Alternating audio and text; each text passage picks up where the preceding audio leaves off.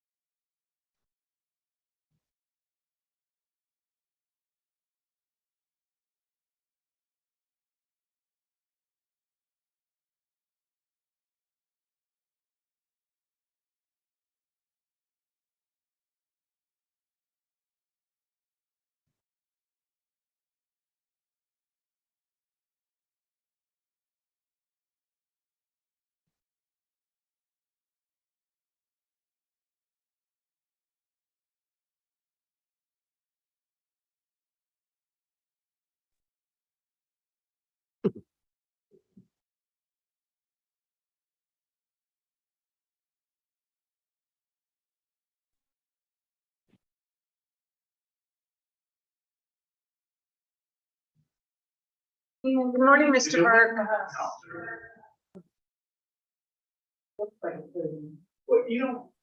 How are you doing? Thank Hi. you. Do you need a breakout room with Miss Marcel? That'd be great. Thank you. Yep, you're welcome. Miss Marcel, can you hear me? Yes. You're going to see an invitation to join a break. Okay, thank you.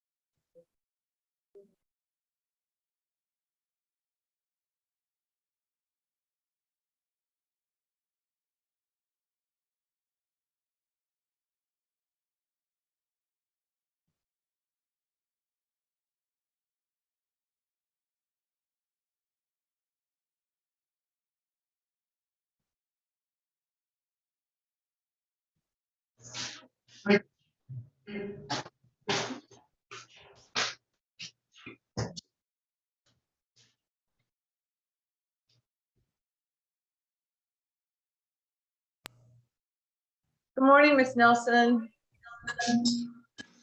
Good morning. Case are you here for this morning? I am here on 232422 GC, BCG Equities versus Karen Barmore. Okay, thank you.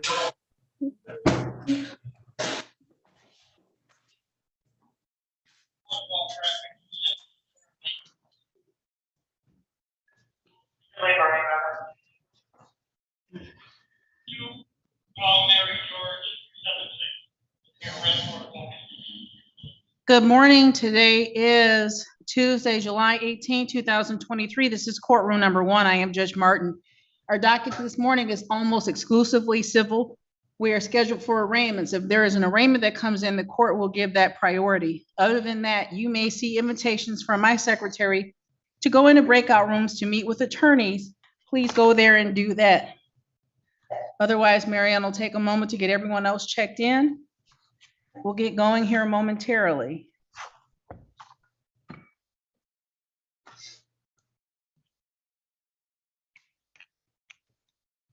Marianne. Yes, ma'am. I see Mr. Lavasser, Mr. Ivanchek, Ms. Nelson. Is there anything ready to go? No, ma'am. Okay.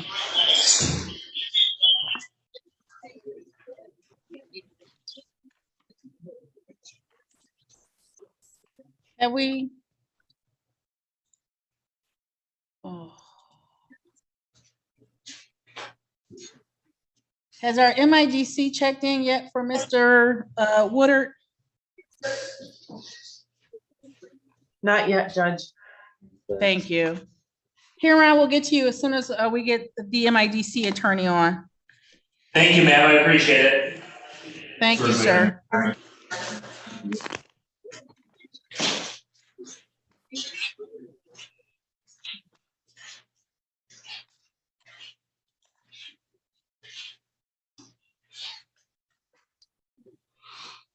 Lavasser? Good morning. Good morning, sir. What are you here for? I'm here on the Wilson matter. I'm sorry, you're here for?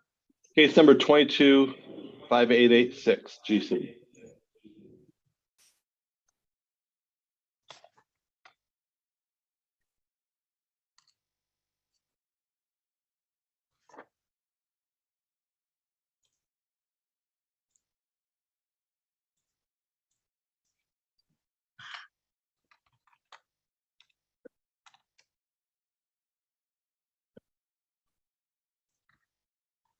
Your Honor, if I may, this is John Ivanchek. It's Wilson versus Bozzi and Royal Real Estate. I think it's Mr. Lavasser's client. We have mediation with Judge Green. I want to say 2 weeks from And that's yesterday. what, Yeah. I'm sorry, that's what I was looking for. I thought that case was adjourned. Yeah. Am and then Mr. Lavasser filed a motion to excuse his client from mediation that's scheduled for 2 weeks from yesterday. And I'm not sure if that's up for hearing today. I had prepared a stipulation to adjourn the hearing today along with his motion and exempt his client from mediation. But Okay, well, sir, this is the issue. I Mhm. don't have the file. That's why I called Mr. Lavasser's name, because I know that I don't see him on my landlord tenant docket, and I thought this was the only case that he had regularly in this courtroom. So 225886 GC, Keon Wilson, April Boykins, Candy Bozzi, Ali Bozzi, Adabisi. I'm gonna, thank you. And then LBK Home. And then there's the counter complaint. I don't have the file. The note was that I signed the stip in order to adjourn the pretrial because the files with Judge Green for mediation. I don't have Mr. Lavasser's motion. I haven't seen it. I'm still talking because Marianne will call downstairs to see if we can get the file. It's not on the docket, so I'm not calling it to be heard. I just want to make a note that it's not supposed to be on. Mr. Harris, same thing. I don't think that you had anything else with us this morning. I was not expecting to see the three of you on this matter. You are, just to clarify, because I'm completely unaware of the mediation other than what I've heard in the last couple of days from Mr. Ivanchek. I'm here simply as a party who interpleaded funds, and there's really no reason for me to participate in mediation. I'm getting a sense from counsel, though, that they want me to participate as a means of trying to cause my client extra legal expense, simply because they're a listing agent. If Mr. Ivanchek's client gets the earnest deposit that's partially in dispute, my client would be entitled to half of that for the listing agreement. It's a straight. Mr. Lavasser? Yes, Your Honor. Marianne, is 225886 GC. Mr. Lavasser, I thought that there was an order that protected your client's financial interest in whatever resolution that Mr. Harris and Mr. Ivanchek's clients reached. That's my understanding, Your Honor, and we of course received notice to be here today. We didn't receive any notice of any type of mediation with Judge Green, but we received notice to be here today, and we circulated amongst the attorneys a very simple order just to clarify. This says my client doesn't need to participate. This is a dispute between Mr. Harris's client, and Mr. Ivanchek's client, and we're simply the ones holding the money, and court makes a determination. Mr. Lavasser, I'm waving my hand at you to stop you for a moment. Marianne is calling downstairs to have somebody bring the file up. I have no intention on doing anything in this case today other than making sure that I know there's no reason for you to be here because it's not on my docket. I don't know what's going on with the mediation because that's between the parties and Judge Green. Marianne needs to get everybody else checked in, but if you have a moment, the three of you have a moment to sit until the file comes up, we'll figure out. I know you're not supposed to be here, but we'll figure out that your client's interest is protected and there's no reason for you to participate in anything other than waiting for the results so that your client knows what to do with the money that's the earnest money. Thank you, Your Honor. Thank you.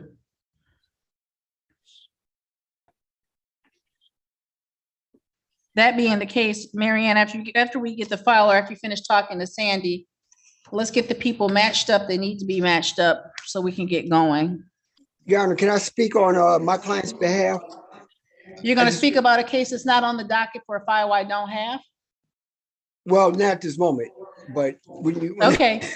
If you sit, Mr. Harris, if you sit tight, we're gonna get the physical file up here. But it's not on the docket. My intention is just to make sure that we're all clear on what the status of the matter is. And if you want to talk when the case gets up here, I'll let you at that time. Let me do some of the rest of my docket and I'll get back to you momentarily. Okay. Thank you.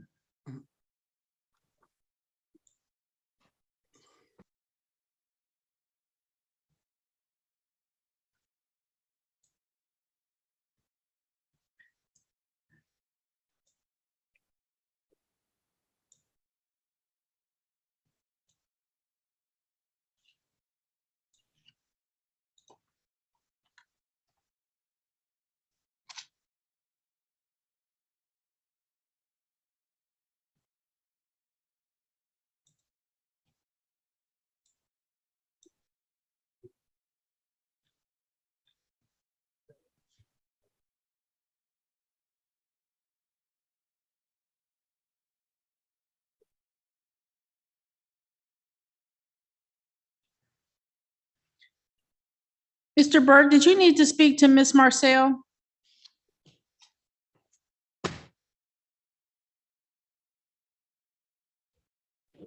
I already did, Your Honor, and we are ready whenever you are. We have resolved I'm this ready. case. This is 230-899 GC. This is Doctors Harris, Burkill, Wang, and Song versus Nicole Marcel. May I have your appearances, please? Thank you, Your Honor. Hal Burke, P69068, attorneys for the plaintiff on this case. Thank you. Ms. Marcel, please unmute yourself, turn your camera on, and state your name for the record. Nicole Marcel. Thank you. Today is the day and time set for the adjourned pretrial in this matter. The parties have had the opportunity to speak. How are we proceeding, Mr. Burke? Your Honor, we did resolve the case. In fact, Ms. Marcel has already begun her payment plan. She just now forwarded me a signed copy of a consent we prepared. If you would allow us a few days to get it to you, I will sign it and get it over to you. And I did tell Ms. Marcel I would give a phone number for her to have also. I'm happy to say that on the record so she can write it down. We did not get that during our breakout session. The terms of the consent? Sure.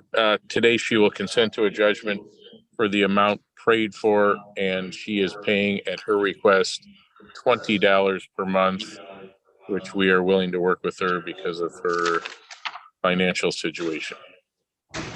$846.65. That is right, Your Honor. And then your court call, sir? You have a total, Mr. Burke?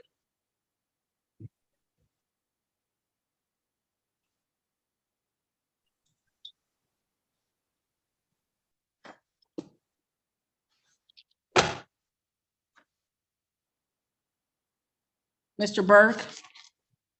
$1,053.61, ma'am.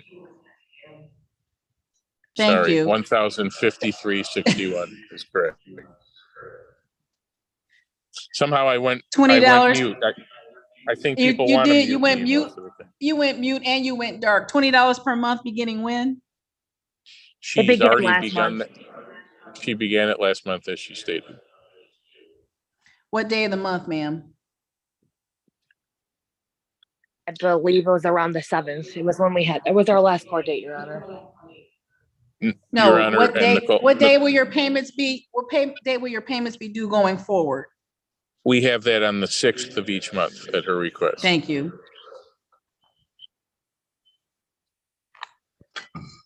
I just wanted to note the file, but what we will do.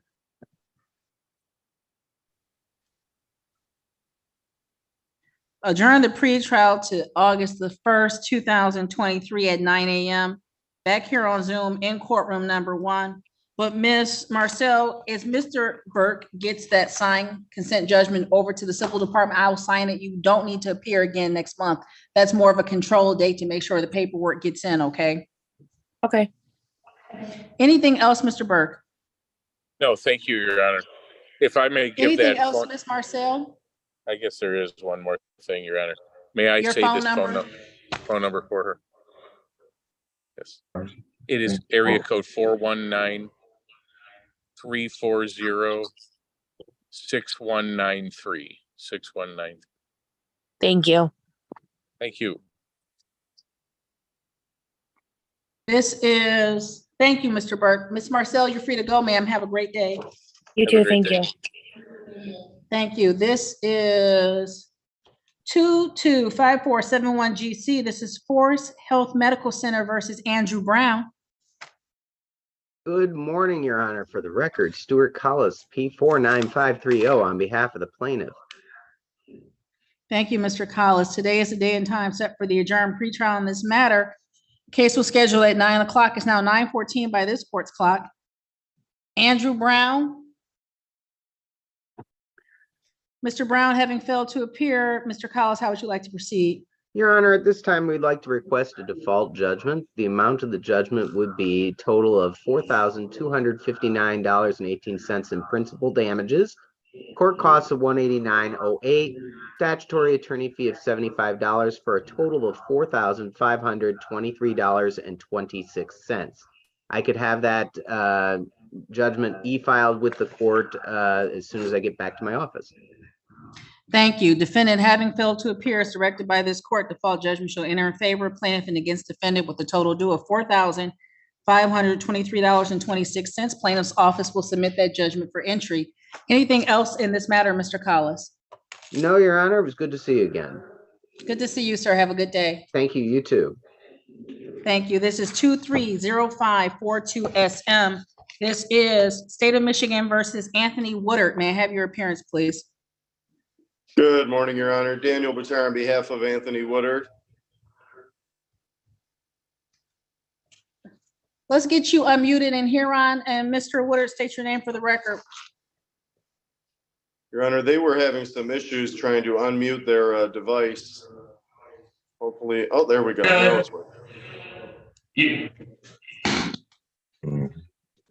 Thank you, sir. State your name for me, please. Anthony Woodard. Thank you. Today is the day and time set for the arraignment of this matter. Mr. Batar, how are we proceeding? Your Honor, with respect to the arraignment, we'll waive a formal reading. Stand mute, please. Thank you. Mr. Woodard, were you able to hear Mr. Batar just now? I can hear him, yes. Thank you. He's waived your right to have the formal reading of the complaint. This matter has you stand mute to the charges. Sir, you have the right to be considered for pretrial release in this matter. There is a recommendation from Sumter Township Police Department asking that your bond be set at $10,000, 10%, with the conditions that you have no contact with the victim in this case, Nina Stanchek, or return to the residence located at 166 Washington Street. Their recommendation is based on the seriousness of the offense and or the probability of conviction. Mr. Batar. Yes, Judge. Your Honor, I see conflicting information on the paperwork I have. The top of the form says they have no reason to oppose a personal bond for the defendant. Later on, they request $10,000, 10%. And then it says something at the bottom about felonies, which I don't know what that means. Regardless, Mr. Woodard is 32 years old. He has no prior criminal history. He's never been arrested. This is his first contact with the police. He has 3 minor children that are 13, 10, and 7. He understands he can't have any contact with the complainant while the case is pending. He's going to go live at his sister's house in Lincoln Park. I believe a personal bond is appropriate.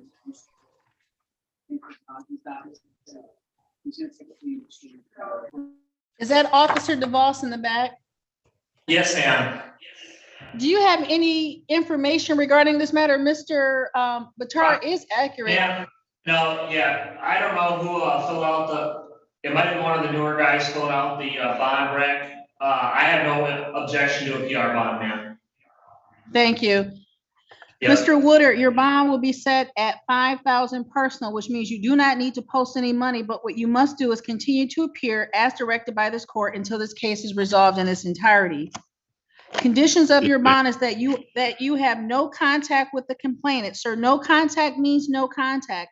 No direct contact, no contact through social media, no contact through third persons. Should this court receive reports that you've made efforts to be in contact or communication with the complainant in this case, it could be viewed as a violation of the terms of your bond. Your bond could be revoked and you can spend the rest of these proceedings in custody. Do you understand what no contact means, sir? Yes, ma'am. Thank you. Your next appearance date will be your pretrial, which will be on July 25th, 2023 at 9:15 a.m. in person in courtroom number 2 at the 34th District Court with Chief Judge Brian Oakley. Again, this case number is 230542 SM. Next appearance date, July 25th at 9:15 a.m. Anything else in this matter, Mr. Buttar? No, Your Honor, thank you. Thank you. Mr. Woodard, good luck to you. Officer, we'll get that paperwork over to you as soon as possible. Have a good Thank you, day. ma'am. Thank you as well. Ms. Nelson, which case are you here for? I'm here for 232422 GC. 232422 GC. This is BGC Equities LLC versus Karen Burmore. Your appearance, ma'am? This is Attorney Ashley Nelson for the plaintiff. There's a chat message that there's a STIP and conditional dismissal filed yesterday afternoon. That's correct, Your Honor. Did you advise or did your office advise the defendant that she did not need to appear this morning? She's I here. do. She Ms. is here, Barmore? yes. Yes, good morning. State your name for the record, ma'am. Karen Barmore. Ms. Barmore, the court has received indication from the attorney that there is a signed conditional dismissal that resolves this matter in its entirety. Was that your understanding as well? Yes, the only thing I had asked before they had sent the offer over, I asked if starting this week because I was on maternity leave. So I haven't had any income and I don't get paid until I start going back to work. I'm sorry, Ms. Barmore, there was some noise from the jail. You asked for what, ma'am? I asked, could they make the payment arrangement according to my pay dates because I've been off on maternity leave. So I just went back to work this week. So you signed an agreement with a payment date that's different than what you were able to do? Yeah, it was a day off. So I asked could they do it as of Thursday and not the day that was on there. I'm sorry, ma'am, you want your payments to start on the 20th? Yes, ma'am. Any objection, Ms. Nelson? No, Your Honor. If that's already been sent over, if the signed conditional dismissal has already been sent over, Ms. Barmore, I will make that correction before I sign it. I just haven't received it upstairs yet. Okay. Was there anything else, Ms. Nelson? I have nothing further, Your Honor. Anything else, Ms. Barmore? No. Congratulations, ma'am. You have a wonderful day. You're free to go. You too. Thank you. This is 225886 GC. This is the Wilson Bazzi LBK Homes matter. As indicated previously, the 3 attorneys are here. This case is not on the court's docket. Mary Ann retrieved it from Judge Green's office where this case is scheduled for mediation.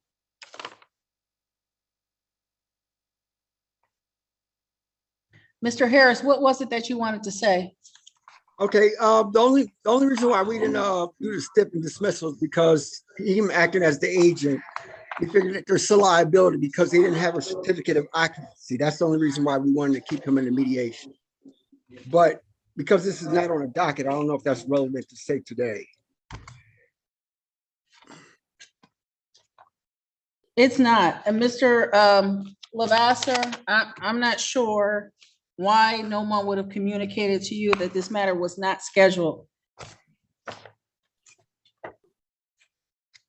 I'm sorry, Your Honor, I didn't understand the statement. I'm sorry. No. You're here this morning And this court had signed an order adjourning this matter.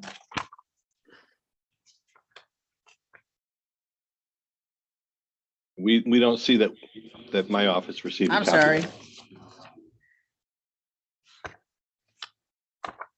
Ugh.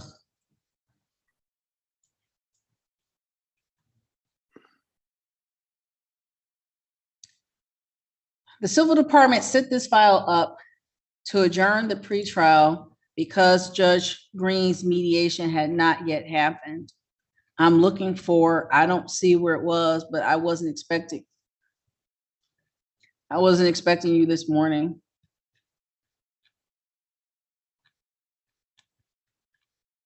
Is there any reason for you to be here this morning, Mr. Evanchik?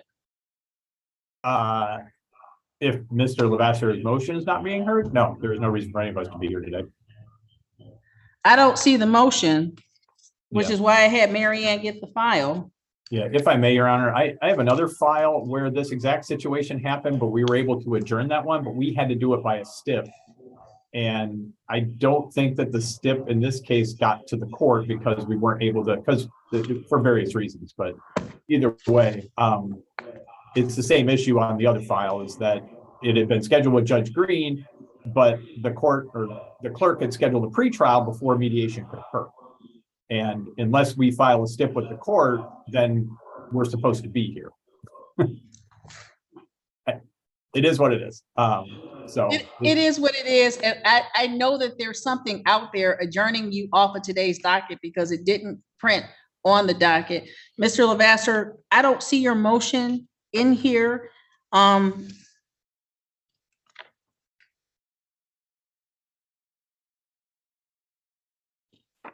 Basically, the purpose of the motion is simply to clarify that my party is not, they're not one of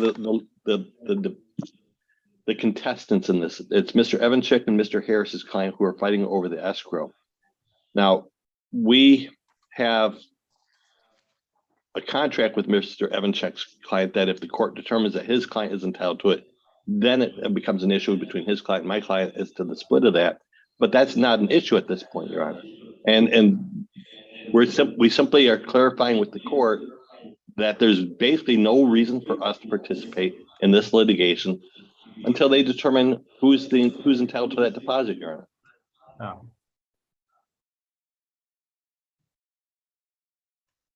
Mr. Evanchik, is there any reason for Mr. Lavasser's client to participate in the mediation? no, if he voluntarily does not want to participate in it, that's fine. I had drafted and signed the stip to that effect. And just as an aside, Your Honor, I looked up the ROA while we were talking here, and it looks like there was an entry on 7/7, says pretrial adjourned, and then it says 7/18. I see that, and there's a problem because I know what Sandy sent up, so we'll get to the bottom of that after this. But there's no reason. I just want Mr. Lavasser wants clarification that there's no reason for him to or his client to appear or participate until you and Mr. Harris resolve the issues between your respective clients. If Mr. Lavasser is needed after we resolve our issues, that would be the only time that he would need to be involved in anything. But he's not needed for mediation from my end. Like I said, I signed the stip. I drafted and signed one to excuse him from mediation last week. It's not my objection that kind of is keeping him here. Your Honor, we've been trying to get an order signed to that effect for about 2.5, 3 months now, and we simply have not been able to get counsels to sign that. Your Honor, can I say this though?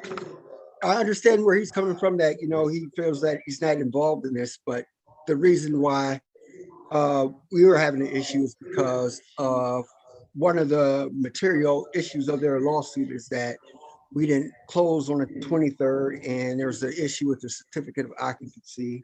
Him being the agency of the seller, we thought that maybe there's a possibility that he should be involved in the mediation. Your Honor, we're simply a selling agent. We're not someone who goes out and gets some sort of certificate of occupancy. That's between Mr. Harris and Mr. Evanchik's client. Mr. Harris? Okay, well, he made that, he's making that argument, but we didn't see it that way. We saw it as because the initial party that we sued was a employee of his agency that, there was some sort of liability because they were responsible for the seller's paperwork being in for closing.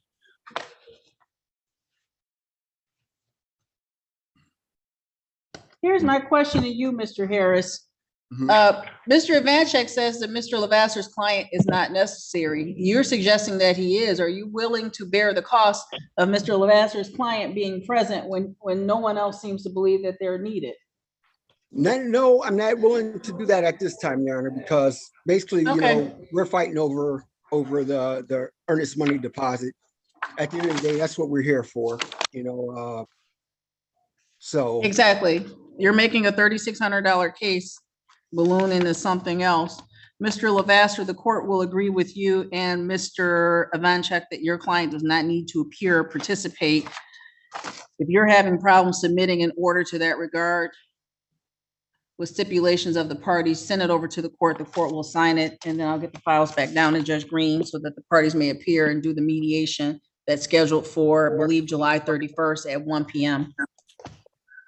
Thank you, Your Honor. Thank you, Your Honor. Thank you. You all have a wonderful day. Thank you. This is 224779 GC. This is Regency Park Apartments versus Adore Bell. Yes, good morning, Your Honor. Robert Warner appearing for the plaintiff, Regency Park Apartments.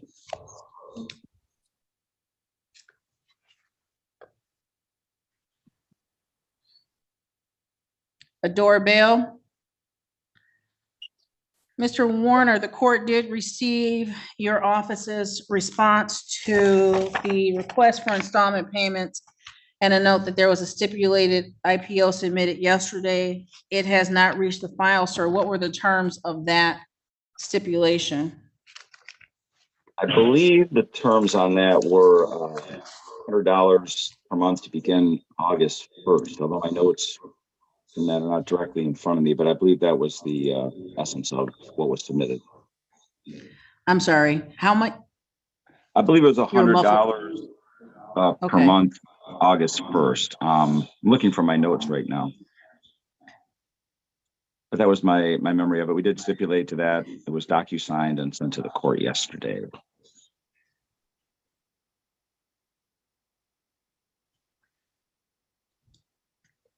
I do not see it having reached the file as of yet, Mr. Warner, but what I've done is made a notation in the file that that is the term. So if what comes upstairs for signature is close to that, I will sign it and get it back out to the parties.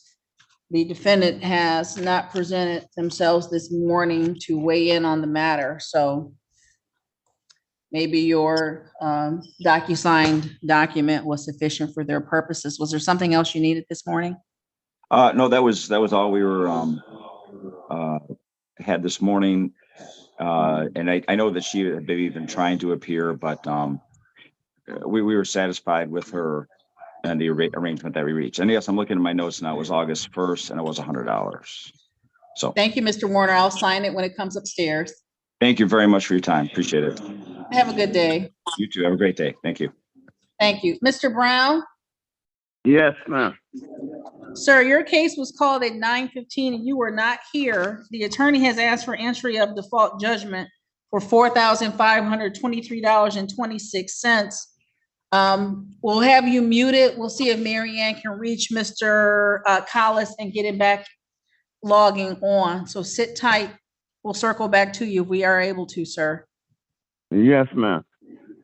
Thank you. We were trying to get on the computer, but we couldn't get on it. Sir, I understand. That's why I'm asking you to sit tight. I have 14 other people waiting to be called, so sit tight, please. Okay, Thank you. thank you. This is 232536 GC. This is Calvertis Palmer versus Romulus Housing. May I have your appearances, please? Present, Your Honor. Thank you. Steve Hitchcock, Your Honor, on behalf of the Romulus Housing Commission. Thank you. Today is the day and time set for the first pretrial in this matter. Have the parties had the opportunity to speak? No. No, we haven't directly. I know he's. Would that be beneficial this morning, Mr. Palmer? It may be. I think so. Let's get you into a breakout room with Mr. Hitchcock, and I'll recall the case when you pop back out. Thank you. Thank you, Judge. Thank you. Judge, did you just ask me to do something? I was on the phone. I'm sorry. I did. I'm sorry. I was asking you to call Stuart Collis. Yep, I did. Mr. Okay. They're, No. Yep. I'm sorry you did, but what, ma'am? His office is trying to get him back on. Did you want me to put Thank Mr. you. Hitchcock in a breakout room? If you would, please.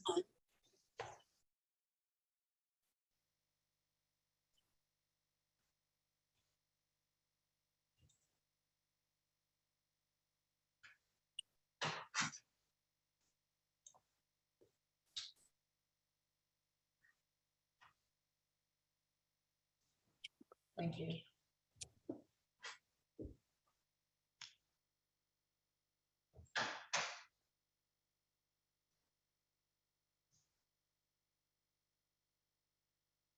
Two, 3, 1454 GC. This is Midland Credit Management versus Terry Rogers.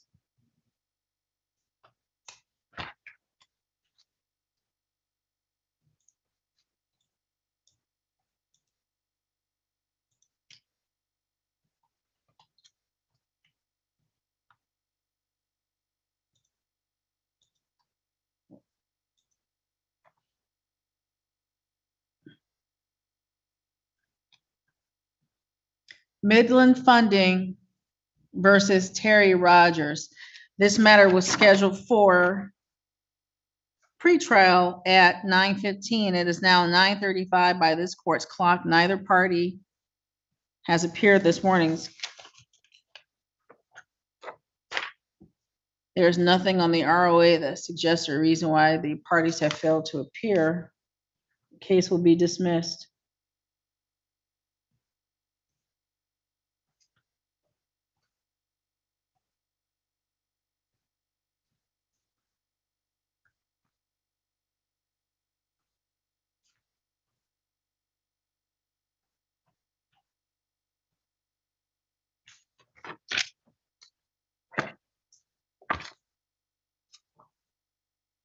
Good morning. Yes, sir. Okay. I'll see you a little bit. Thank you.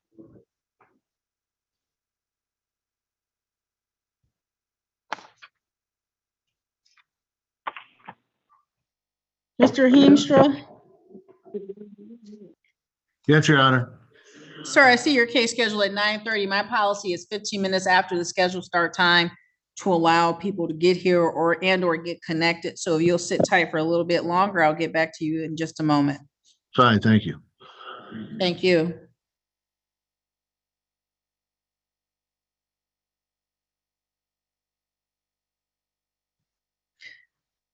Miss Francis, have you spoken to Miss Perala? No, I have not, Your Honor. Let's get you into a, oh, I'm sorry, both Miss Francis. This is the LVMV funding matter. We'll get you into a breakout room with her. Ms. Perala, you'll see an invitation to go into a breakout room. You'll speak to Miss Navjot Francis, who is here on behalf of LVMV funding. Okay, thank you. Thank you. Ms. Francis, are you with Weber and Olsey's? I am, Your Honor. Mr. Murphy is here. We'll get you into a breakout room with him. Okay, thank you, Judge. Thank you. Mr. Palmer, I'm just waiting for Mr. Hitchcock to pop back out. We'll get your case recalled, sir. Mr. Murphy? Sir, you should see something on your screen to go into a breakout room with the attorney. Please go there and talk to her.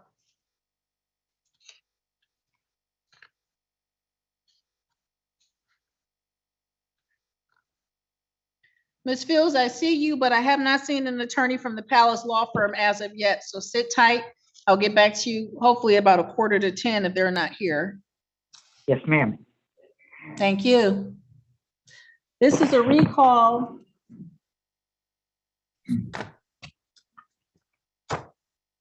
of 232536 GC. I already have the parties' appearances. You've been in a breakout room. Mr. Palmer. Unmute yourself, please, sir. Mr. Hitchcock, how are we proceeding this morning? So Mr. Palmer just advised me that he has some statements from his insurance company as to the damage to his roof, and that identifies that he had $1,000 deductible. I have not seen that yet.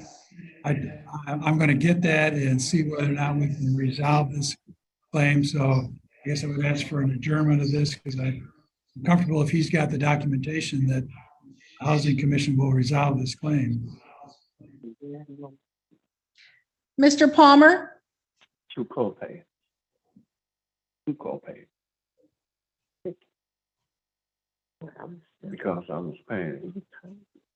Mr. Palmer?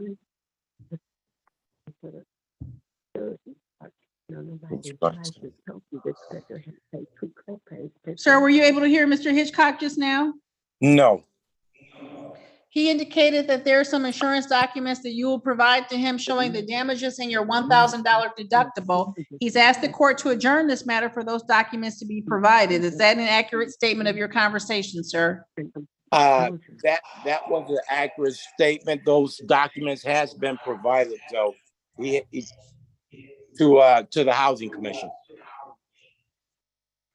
Okay, but Mr. Palmer, you understand that the attorney is indicating that he does not have them as of yet. Do you That's have any correct. objection to this court? Do you have any objection to this court adjourning this matter? No, I do not. The court will adjourn the pretrial to August 1st, 2023 at 9 a.m. back on Zoom, back in courtroom number 1. Mr. Palmer, notice of that new date and time will be mailed to you at the address we have on file. Mr. Hitchcock's name and address appear on the notice to appear that you already have. Please provide him with copies unless he's asked you to provide them in some other manner. The party should have the opportunity to speak between now and the time you reappear on August the 1st. Was there anything else, Mr. Palmer? No, that would be it, Your Honor. Anything else, Mr. Hitchcock? No, sir, not today, ma'am. That's it. Thank you. You both have a wonderful day. I'll see you on August 1st unless you resolve it before then. All Thank right, you very thank you much. too. You have a good day. Thank you, sir. This is 232641 GC. This is LVMV Funding versus John Murphy. May I have your appearances, please? Good morning, Your Honor. Sandra Francis on behalf of plaintiff. Mr. Murphy, state your name for me, please, sir. John Barlow Murphy. Thank you. Today is the day and time set for the first pretrial in this matter. The parties have had the opportunity to speak. Ms. Francis, how are we proceeding this morning? Your Honor, at this point in time, we would ask for a scheduling order to issue. The defendant indicated that his intent is to file bankruptcy in September. So until that time, we will be moving forward with the case.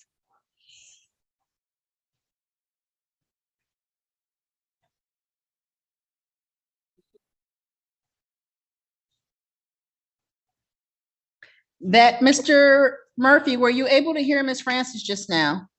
No, ma'am.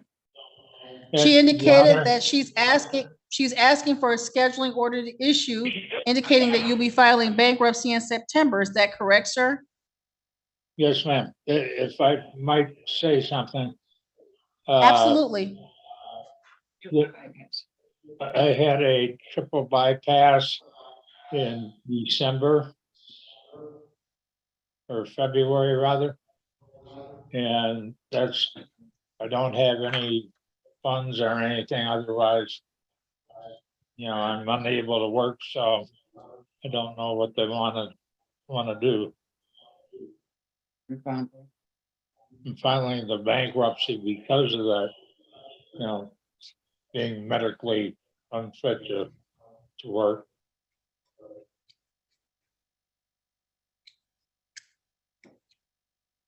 So, Mr. Murphy, what this court will do is adjourn the matter over till September the 5th at 9 a.m.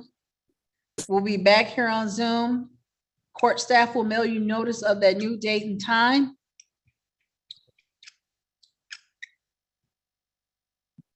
Thank you. You're welcome. Anything else, Ms. Francis? No, thank you, Judge. Thank you. Mr. Murphy, good luck to you, sir. You're free to go. Have a good day. Thank you, ma'am. You also. Thank you.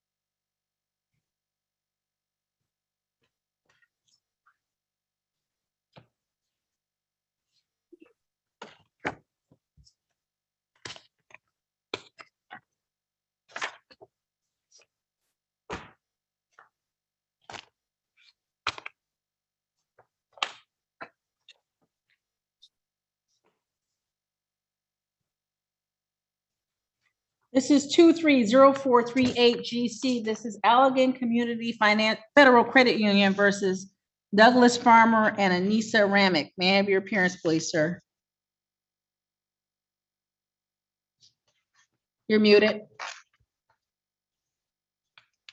Yeah, sorry, Your Honor. Chuck Heemstra on behalf of the plaintiff. P number is P24332. Thank you. Douglas Farmer or Anissa Ramick.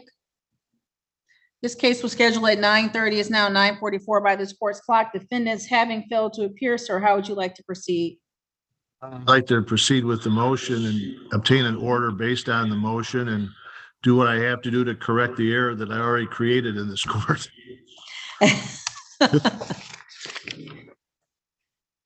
It happens to the best of us.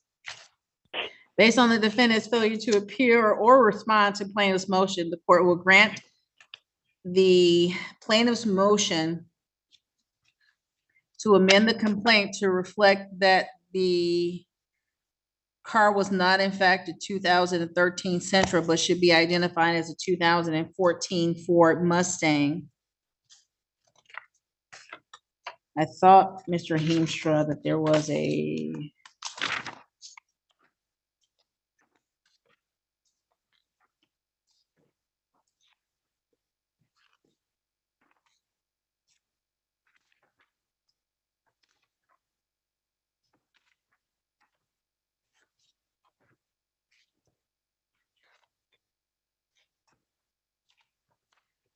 you would please, sir, submit an order granting your motion.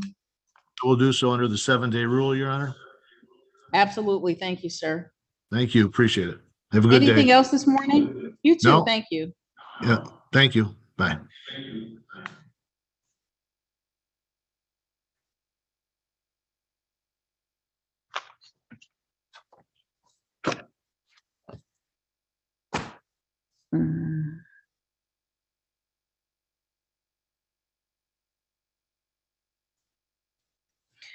This is 231885 GC. This is LVNV funding versus Cynthia Parala. May I have your appearances, please?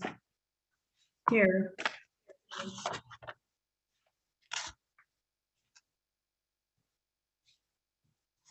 Cynthia Peril is here. There you go.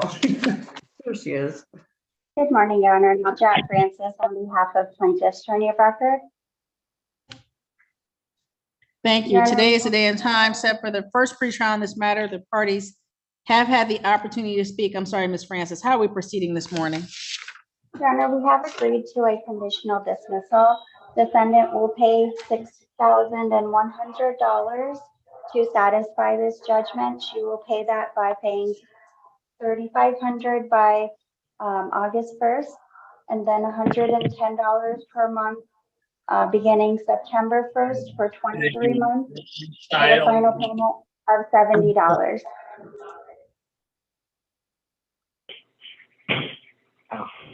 I'm sorry, ma'am.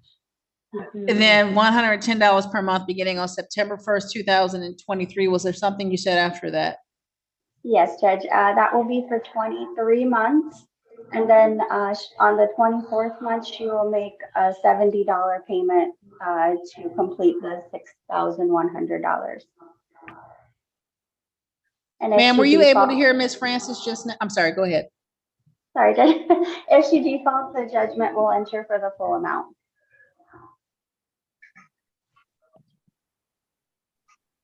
Ma'am, were you able to hear Ms. Francis just now? Yes. Was that your understanding and agreement? Yes, Your Honor. Ms. Francis, what this court will do is adjourn the pretrial over to, will 2 weeks get you enough time to get the paperwork done? Or do you want a little bit more time? Can I ask Ms. Parola if we have her permission to sign the conditional dismissal? Yes, definitely. Then yes, Your Honor, 2 weeks would be perfect. Thank you. Ma'am, what the court will do is adjourn the pretrial over to August 1st, 2023 at 9:30 a.m. But Ms. Francis will be signing a Sir, if I have to mute you again, I'm going to put you out. Ms. Francis will be signing the conditional dismissal with the terms that were just placed on the record. So long as the court receives it before the August 1st date, it will be signed and you will not need to appear again, but the court staff will still mail notice out. Okay, well, how will I know you got the paperwork? Because I will sign it. When Ms. Francis, her office will prepare it. They'll sign on behalf of their office and on behalf of you. As soon as I see it, within a day of it hitting the building, I'll sign it and then the court staff will mail copies out to you. So when you receive the conditional dismissal with my signature on it, okay, that tells you that the August 1st date is canceled. Oh, okay. And if you have any questions about whether or not the hearing is still on the docket, you can either call the court civil department or you can go onto the court's website, type your name, type your case number in, and it'll show that the matter is off of the docket. Okay, so as far as, as long as you get the paperwork by the 1st, then this is done, right? Correct. Okay. Anything else, Ms. Francis? No, Your Honor, thank you. Thank you. Anything else, Ms. Farala? No, thank you very much. Have a blessed day. Thank you, ma'am. You too, thank you. Okay, you too. Bye-bye. Mr. Collis, Mr. Brown showed up about 5 or 10 minutes after you left. If you don't mind going into a breakout room with him momentarily, I'll recall the case when you come back out. My pleasure, Your Honor. I'm here to please. Thank you. And Mr. Hill, this is a courtroom. It might not feel like it to you because you're at home. We don't smoke in court. You can either turn your camera off until your case is called, or you can stop smoking. I have no preference. This is 2313210T. This is GI&I Harbor Club versus Martin Fields and Dorena Fields. Yes, ma'am. State your name, please. Dorena Fields. Today is the day and time set for the plaintiff's motion to reinstate case and enter judgment. The case was scheduled at 9:30. It's now 9:51 by this court's clock. The court has not seen any representative from the Palace Law Firm. Has Ms. Fields, what's the status of this matter? No, the status of the matter is, Your Honor, my husband works for the company and he got sick in February with pneumonia. And this time we got caught up and he got sick again at the end of April, beginning of May, and had multiple organ failure and almost passed away on me. And we, several times I got okayed for help for DHS. I'm sorry, Ms. Fields, I'm sorry. Yes. What I was asking more specifically is, have you made payment in full for the rent that's due and owing in this matter? No, we haven't. And we have contacted the property manager multiple times and they will not talk to us. They wouldn't return calls for my DHS worker to take care of her part to pay for them. They wouldn't return calls for the Salvation Army, who was going to help me with money. And my husband has went into the office multiple times during his work day and tried to talk to the property manager about making payment arrangements. You know, where do I send this to? And he just will not talk to us. So this case having been scheduled at 9:30 a.m., it now being 9:51, plaintiff's attorney having failed to appear, their request to reinstate case and enter judgment in this matter is dismissed. Anything else, Ms. Fields?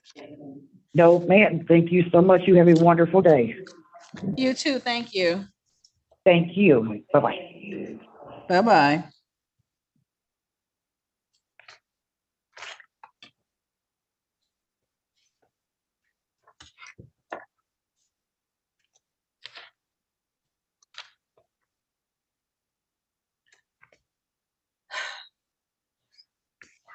This is a recall of 25471 GC Forest Health versus Andrew Brown.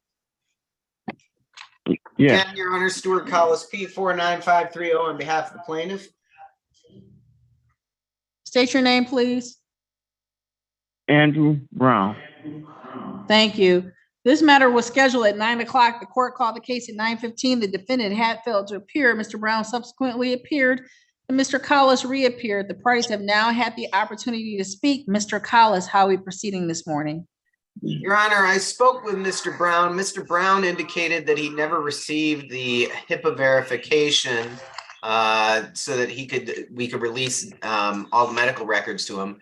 He doesn't deny, from what I understand, receiving medical services. He just thinks that he's paid his copay, or thinks that his insurance company should be responsible. Now, I'm happy to, again, send out another HIPAA release, or to expedite things, if the court could order that the plaintiff provide all medical records to the defendant, that would certainly cover me under HIPAA. And then if necessary, if Mr. Brown is not satisfied, I could file a motion for summary disposition. Thank you. Mr. Brown, is it your request that the plaintiff in this matter, Forest Health Medical Center, provide you copies of all medical records relevant to this case? Yes. And you're giving that Mr. Collis's office authority and authorization to send those documents to you at the address that the court has on record on Gateway Drive? Correct. Mr. Collis, does that cover you and your client sufficiently? I'll just put it in an order to make sure that I'm covered. Yes.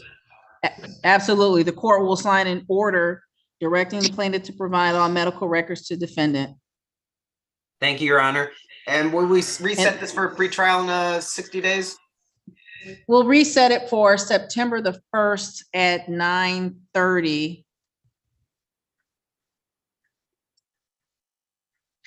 And Mr. Brown will be back on Zoom, sir. 9:30 means 9:30. Please try to be on time. The court calls cases within about 15 minutes of their scheduled start times, okay?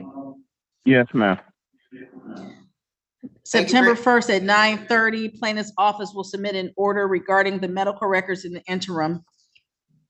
You will have that in about 15 minutes. Anything else, Mr. Collis? No, Your Honor. Good to see you twice in one day. Thank you, sir. Have a good day. Mr. Brown, you're free to go. I'll see you on September 1st. Thank you. You have a great day. Thank you, Your Honor. Thank you, sir. Mr. Robinson, did you speak to Mr. Hill? Or do you need to?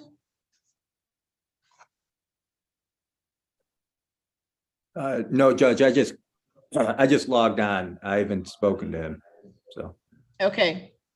Mr. Hill, you'll see an invitation to go into the breakout room with Mr. Robinson. When you come back out, the court will get the case recalled. Judge, I think my client there, Linda Brown.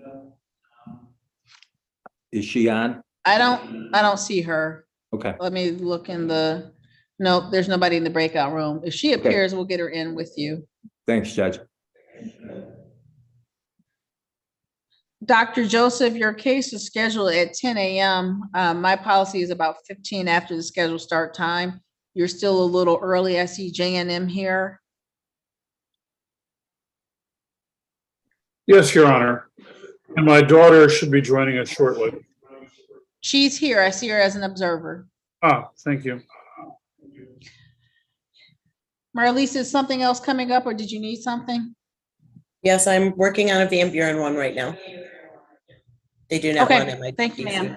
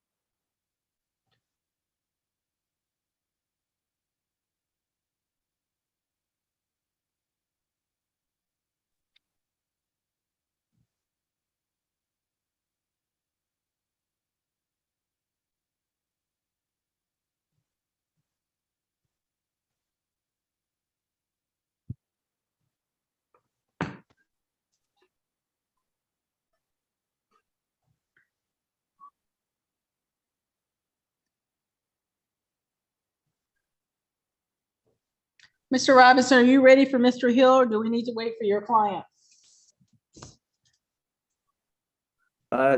Judge, if you wouldn't mind, can we wait about 5 minutes just to see if, I texted her about 15 minutes ago, so I'm just assuming she's gonna be here, so. She's here. She's coming in right now. I see her in our waiting room. Oh, okay, thank you, Judge. Thank you. And I'm stepping off. Marianne will put you back in the breakout, but I'll be right back. Okay.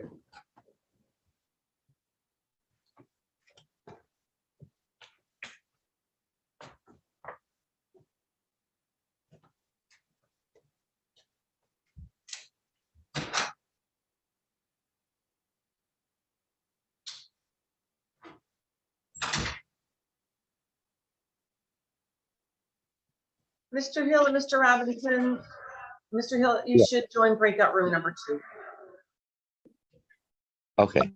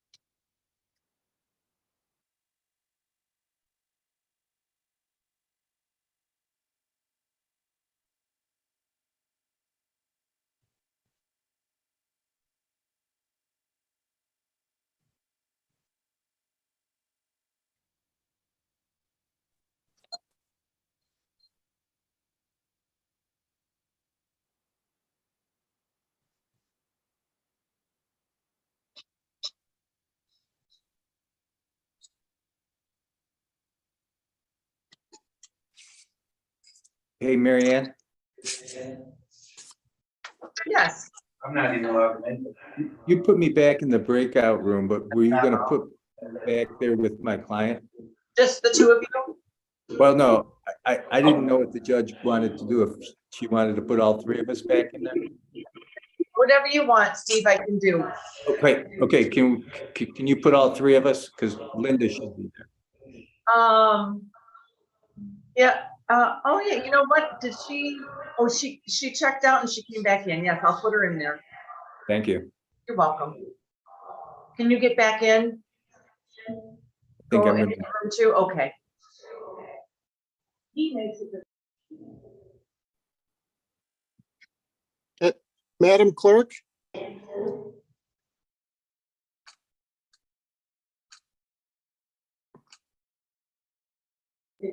Yes, good morning. Good morning. I'm here on Pioneer versus Godin, and so is Attorney Grant Munson. And I'm wondering if we might be able to pop into a breakout room briefly. We have pre-trial this morning at 10. Yep, no problem. Thank you. Okay, Grant, I didn't want to speak for you, but just did.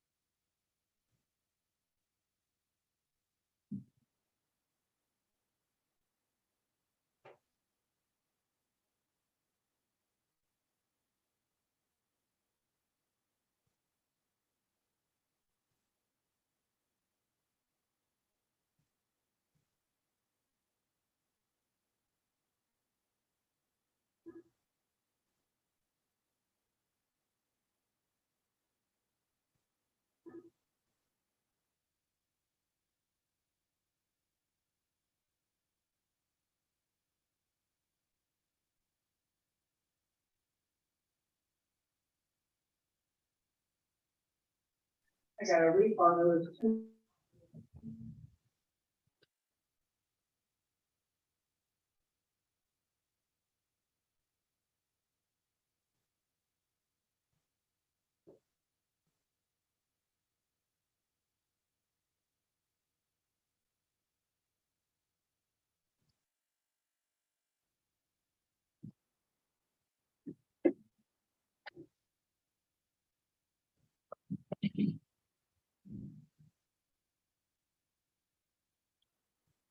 Sir, who just signed on, identified his iPhone. Can you hear me?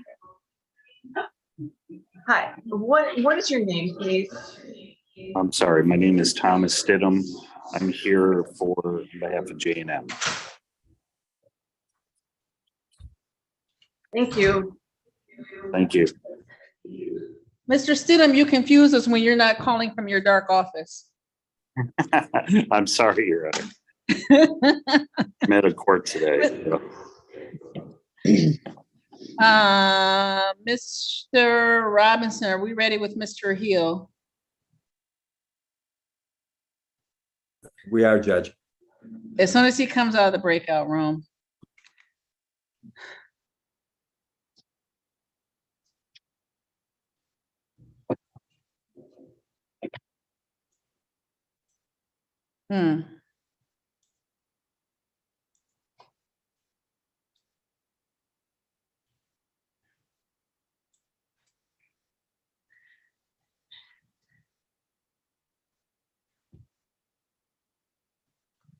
This is 232447 LT. This is Royal Village versus Ralph Hill and Delilah Hill. Yes. May I have your appearances, please? Good morning, Your Honor. For the record, Steve Robinson appearing on behalf of Royal Village.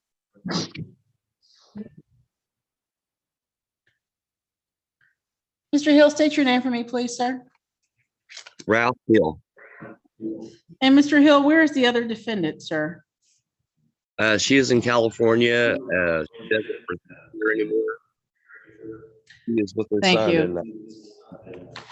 Mr. Hill and Mr. Robinson, the court would like to extend its apologies to you. Mr. Hill filed his motion to set aside a judgment. In this case, the court sent it down to be scheduled for hearing on July 5th at 10 a.m. For some reason, it was not put on the court's docket. So when Mr. Hill called on the 5th, identified himself, the court didn't see it, sent him away. And then Mr. Robinson checked in with someone else, but it wasn't on the docket. So the court had the matter rescheduled for today. So my apologies for any confusion on the 5th, but today is the day and time set for hearing on the defendant's motion. The parties have had the opportunity to speak. Mr. Robinson, how are we proceeding this morning? This is Mr. Hill's motion to set aside the default judgment that was entered on June 6th. I did review his motion. I'm not sure the reason why he didn't appear. He says his internet wasn't working, but he doesn't give any reason for granting the stay. I don't think he's disputing that the rent was owed. So I don't think there's any meritorious defense here. Mr. Hill, Yes. it's your motion. Mr. Robinson was accurate. Your reason for failing to appear? Yes, it was due to internet. But I'm home now and I have full internet. I have AT&T Uverse. I'm all in.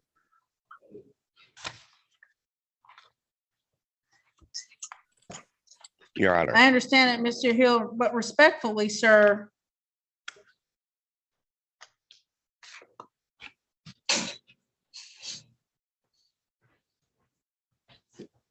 I apologize for that. Somebody was. no, it's not, I appreciate that, sir, but the issue is that you are required, when you can't appear, when you don't have the technology available, you could always appear in the court in person. There's Zoom capabilities from the courthouse. It's a two-part thing. Your good cause for failing to appear and defense to the claims against you. And the claim against you, sir, is a non-payment of rent case. Right.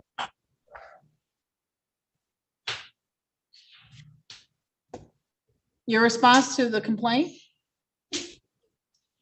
No, I know I owe rent and I have no problem with paying it.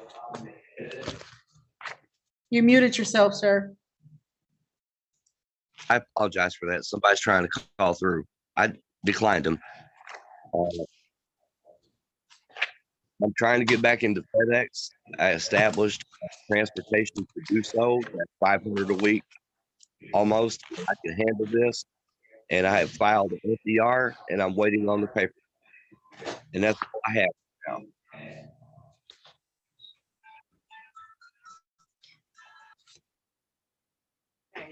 Anything else, Mr. Hill?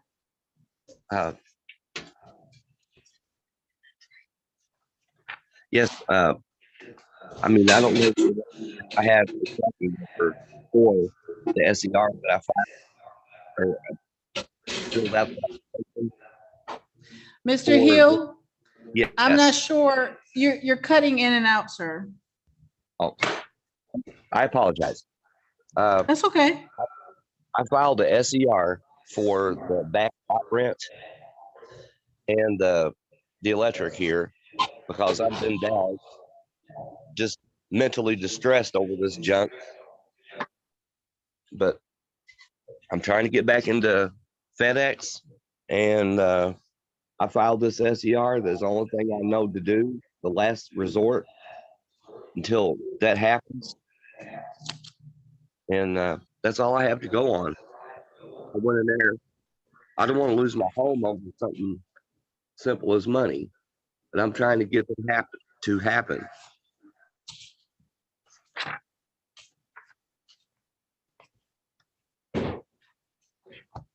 Anything else, Mr. Hill? The only thing I have to show proof of that is a tracking number, and I haven't even received the paperwork for that. I'm still waiting on that to cover the backlot rent, and then plus get on my feet with FedEx again. Before I worked there, and I got out of work due to transportation, like 8 miles one way to walk, and I got to where I couldn't do it, physically do it. But I have established transportation to get and back, and I have no problem with paying the rent. That's just the way it goes. You have to pay for anywhere you go to live. I'm trying to put my feet back on the ground and get it to happen. That's kind of hard when nobody believes in you. But no, that's all I have to say. Thank you so much. Thank you. Mr. Robinson? Nothing further, Your Honor. Thank you.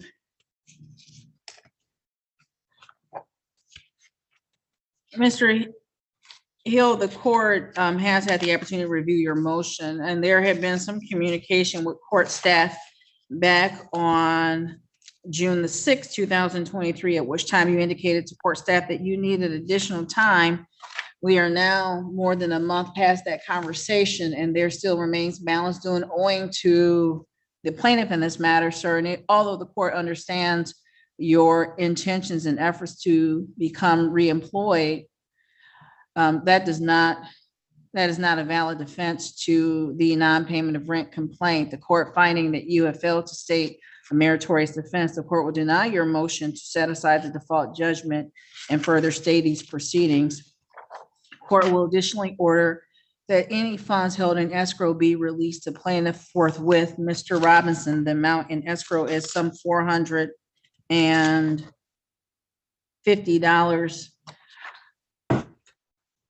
Mr. Hill, Mr.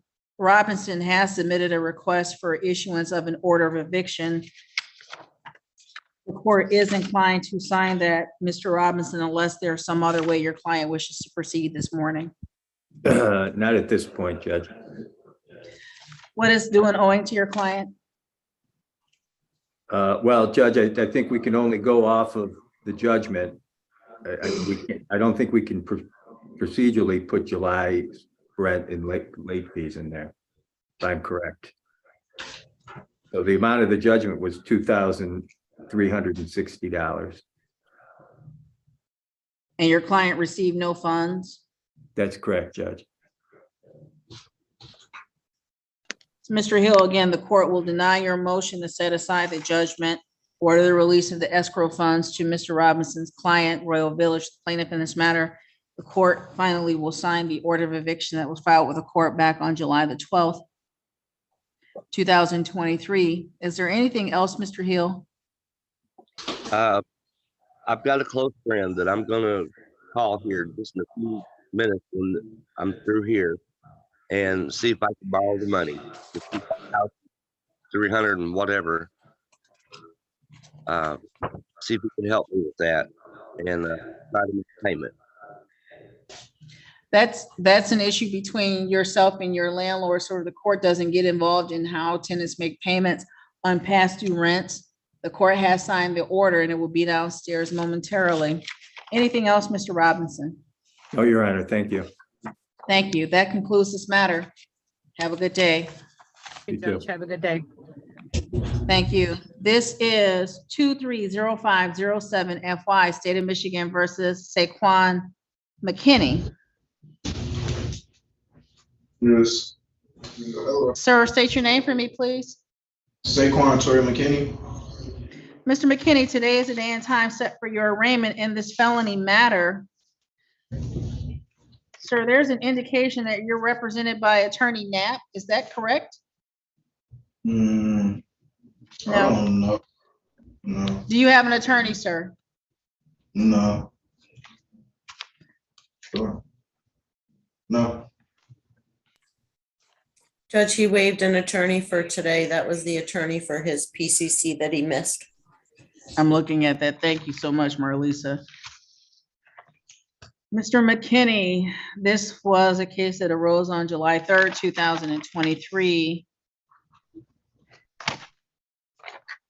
You were arraigned on this matter back on July 4th, 2023. You were scheduled to appear on Zoom with Judge Green on July 12th, 2023. You failed to appear. Based on your failure to appear, a bench warrant issued for your arrest. Judge Green asked that your bond be set at $5,000, 10%. The court received communication from Van Buren Township Police Department that you had surrendered yourself. Sir, why did you fail to appear for court on July the 12th? Because it was the process, and it was just really like memory. It was like, cause I had something with Wayne County also, and then it was like the transferring and stuff. And then by the time I looked up, it was the 12th, and it was like later in the day. And then I realized I had court. I went home, told my dad, and then we called up to Van Buren the next day. And then that's when I started getting everything. I went on the website and was able to email them and get an email back, and that's when everything started moving along. Thank you. Mr. McKinney, the court has recommendation from Van Buren Township Department of Public Safety that indicates that they do not oppose a personal bond in this matter. The court will reset your bond at $5,000 personal. Sir, your next appearance date will be on July the 26th, 2023, which is next Wednesday. It will be at 10:15 a.m. on Zoom with me. I'm Judge Martin in courtroom number 1. Sir, the Public Safety Department will hand you or provide you with notice to reappear on that date. Again, the case number is 230507 FY. Your next appearance date is July 26, 2023 at 10:15 a.m. Again, that's with me, Judge Martin, in courtroom number 1. Sir, if you have conflicting court dates, you need to contact the court before that date, before the 26th. You can call, you can come in person, or you can go online. There's a contact us button. If you fail to appear for your probable cause conference with me next week, bench warrant will reissue. Are we on the same page, sir? Yes. Do you have any questions? No, thank you. No questions. I'll see you next Wednesday on Zoom. Anything else, Van Buren? No, ma'am. Thank you. Thank you. Have a good day. You too. Thank you. Observer, why do you have your hand up, ma'am? Is there something I can help you with? Yes, I've been requested to join the breakout room with my father and the lawyer for J&M, and am I able to join it, please? Has he asked for you to come in? I don't. Yes, he has. Marianne will send you an invitation.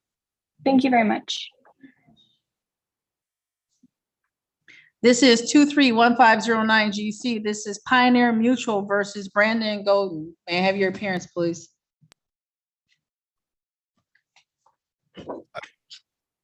Good morning, Your Honor. May it please the court, Keith Cox of Winters and Associates on behalf of the plaintiff, P59146. Good morning, Grant Munson, P71994 for the defendant. Mr. Munson, have you and Mr. Cox had the opportunity to speak this morning? We have. Mr. Cox, how are we proceeding? Judge, it looks like the parties have reached a settlement. We did speak in the breakout room today. It's going to be a settlement agreement with a conditional dismissal, a reduced balance with installment payments toward that balance, and a pocket judgment for our full balance. The reduced amount and the payment terms, please. The reduced amount is $5,300. Payment terms are the defendant to pay $500 on or before August 15th of 2023, followed by installment payments of $100 monthly on the 15th of each month starting in September, toward that reduced balance of $5,300. And then the pocket judge, the defendant has a 10-day grace period on any and all payments. The case will be conditionally dismissed while the defendant's making these payments. However, should the defendant default, plaintiff could file an affidavit of non-compliance and proceed to collect on the remaining judgment balance, which would then be submitted. The full amount of plaintiff's claim is the amount paid for in its complaint. Excuse me, Judge. That's 10,713.03. That's correct. And we show court costs of, I think, $214.70 and a $75 statutory attorney fee. Mr. Munson, is that an accurate recitation of your settlement agreement? Yes. Mr. Cox, do you need more than a week to get that drafted and over to Mr. Munson for execution? I don't, Judge. I should probably have it over to him before lunch.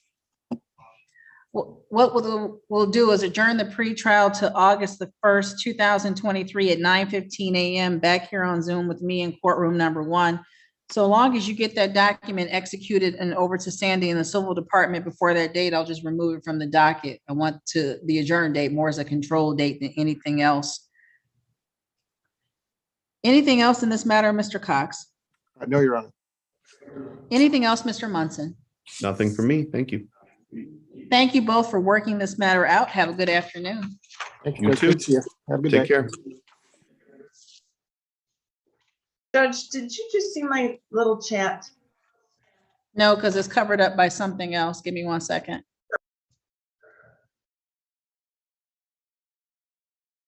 That is correct. There's something wrong with the ROA, but we'll take the people as they come. Live or Zoom? Either way. Okay. I just had this conversation yesterday. It was that the defendant is unable to appear live, and so we indicated Zoom at the last hearing.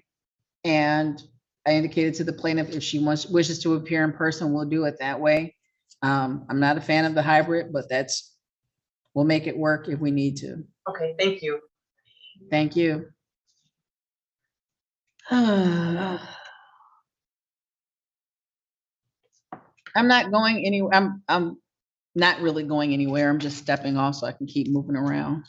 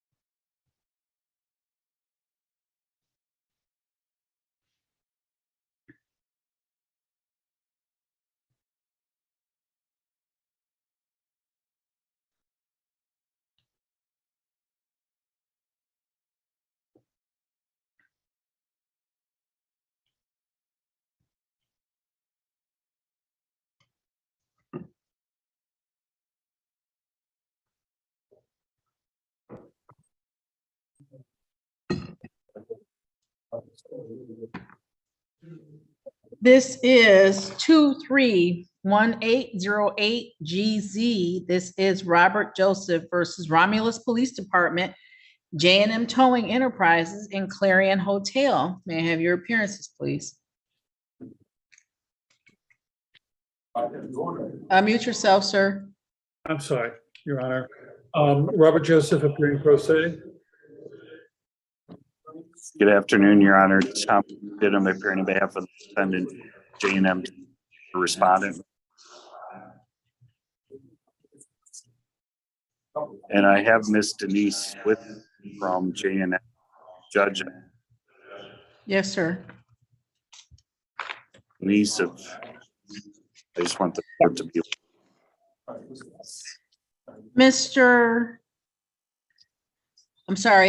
Dr. Joseph, this is your petition. Please proceed, sir. Yes, ma'am. Thank you. On or about the 14th of February, my daughter Anna Maria, who is here, contracted to park her car at the Clarion Hotel while she made a trip to Puerto Rico. She paid for the parking. She took the car to the Clarion Hotel. She went into the lobby. She reported that she was there. She asked where to park. She was not given any kind of placard or signage that said that it was an appropriate car for the hotel. The car was towed on the 15th to J&M Towing. When she returned from Puerto Rico, she found her car had been towed. No effort had been made to contact her regarding this prior to that. She ended up being unable to return to her home that night, spending an extra night in a hotel. She attempted to speak to management at Clarion Hotel when she returned, and the next morning without any resolution of the problem. She paid for the towing, or I paid for the towing and the storage fees. And we understood that this was the appropriate venue for contesting the towing of the vehicle under the abandoned vehicle statute. We also note that the Michigan Code which I'm sure Your Honor is familiar with, 257.252K requires a sign at every entrance to the real property that is at least 2 inches high, and at the bottom of the sign is 4 feet above ground.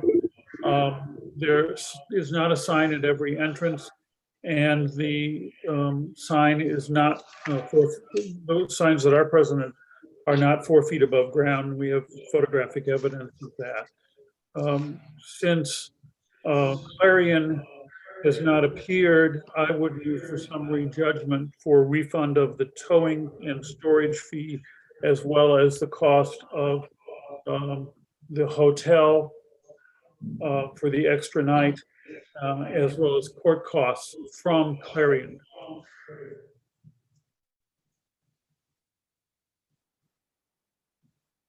Anything else, Dr. Joseph? I don't believe so, Your Honor. Mr. Stidham, anything? Yes, Your Honor. I have Denise, who is the manager of James Towing. I would like to ask her a few questions to assist the court, if I may. Absolutely. Ma'am, raise your right hand. Do you swear or affirm testimony you give in this matter will be the truth, the whole truth, and nothing but the truth? Yes, I do. Ma'am, you may put your hand down. I want you to please state your first and last name and then spell them both for the record. Denise Fowler, Denise Fowler, Fowler. Thank you. Mr. Stidham, please proceed. Thank you. Ms. Fowler,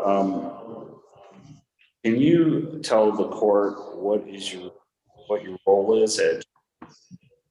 I'm sorry, What is your role at J&M? the office manager. Okay. And are you familiar with the records involving this particular tow? Yes, And are you familiar with the towing of this particular vehicle from the Clarion Hotel? yes. And can you tell the court how it is that J&M came to? We received a phone call on, oh, give me one second. I'm sorry, I don't know the exact date. It was on February 14th, 15th. Let me see, 15th, I'm sorry, to go out to the Clarion, that they had some private property or some vehicles that were parked and weren't paid for, no plaques or anything. We went, I sent a driver out and they picked up the vehicle. We brought it back here. And can you tell the court for this particular vehicle or this particular hotel, excuse me, where it's located? It is at 8600 Merriman Road in Romulus. And does J&M Towing maintain or post signs at this particular hotel? Yes, our sister company, which is Private Parking Management, run right here. Yes. And can you tell the court where those signs are posted and how they're posted? There is one at each entrance. I know one is on a pole, one is on the building, and the other one is also, it's on a stick or a pole at the entrance.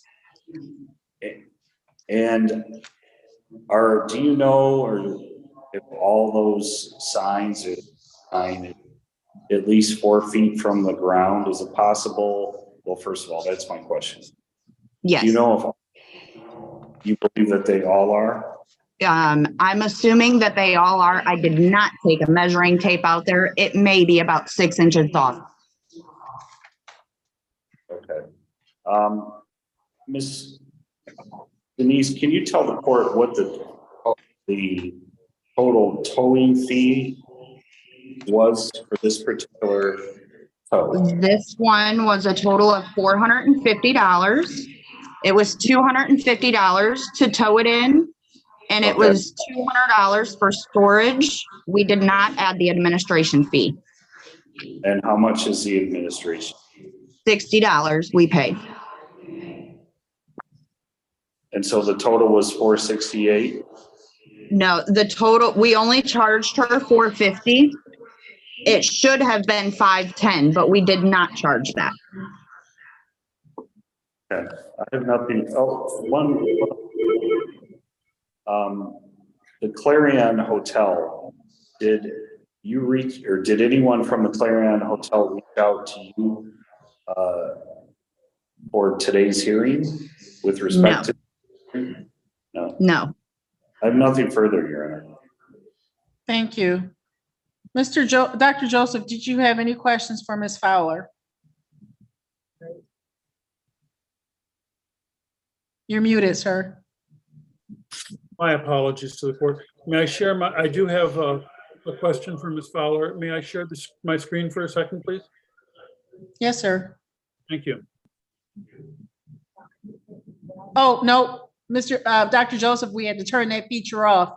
What is it that you wanted to share with Ms. Fowler in the court? A photograph of the signage at the Clarion Hotel. What is the issue with the signage, sir? That it's clearly not, does not meet the statute. In regards to? In regards to the height of the sign above ground. How high is it off the ground, sir? The bottom appears to be about 3 feet, maybe 2.5. I believe that Ms. Fowler's testimony is that she didn't take a yardstick out there. Yes, Your Honor, I understand that, but it still does not, it's self-evident from the photograph that it does not meet the Michigan code. Dr. Joseph, here's the issue. Your petition was filed back on March the 24th, 2023, at which time you could have attached anything that you wanted to attach. You've had the opportunity to supplement your filings. You did not properly identify all necessary parties, and the court has twice made amendments so that the correct parties could be notified. If there was something you wanted the court to see, it could have been submitted. Your petition indicates that the vehicle in question was not properly deemed abandoned or should not have been removed according to law. So if you have questions to Ms. Fowler, and is it just about the height of the sign, or is there something else? Just about the height of the sign. I'm sorry, Your Honor, I've never done this before. And I've only appeared in court as a witness. So I'm not at all familiar with process, and I apologize. Dr. Joseph, don't apologize. That's kind of why we agreed to adjourn and reschedule and name the correct parties, because we want the right party to be responsible. We always want the right parties to be responsible. And these towing cases are multiple people. It's the vehicle's owner, it's the tower, it's sometimes the police agency who orchestrated the towing, and the property that the vehicle was towed from. So if it's your position that the sign in some way invalidates the work of J&M, that is a question for Ms. Fowler, but I think she's already indicated that the sign may not be exactly what the statute requires. But the issue is that her testimony was that it was towed from the property.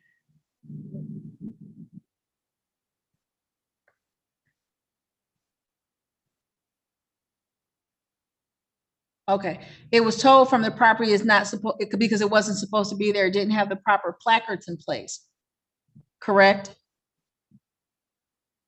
The question to me, Your Honor, or to J&M? Well, Ms. Fowler, was that an accurate summary of what your testimony was? Yes. Okay, so Dr. Joseph, what I'd be looking for from you is something to show that that vehicle was supposed to be there and should not have been towed, which is an issue with the person who called, with the entity that called for the tow. I do have the receipt for the parking. You have a receipt for parking through February 14th? Yes, ma'am. Oh.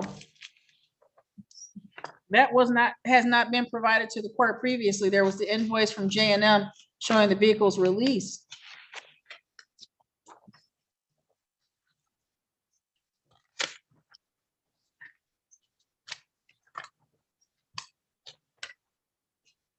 sir? Yes, ma'am. Okay, I'm So pulling up the credit card receipt right now. okay, but the credit card receipt, what I'm looking for is something that shows that this property, this vehicle was supposed to be at 8600 Merriman Road in the city of Romulus on 2/15, which is the date of the tow.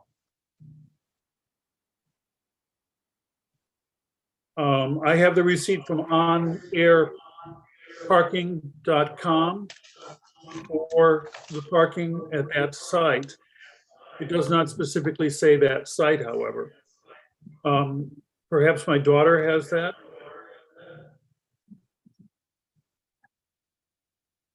I've never, that's receipt, Your Honor, just for the record, from J&M. I'm sorry, Mr. Stidham,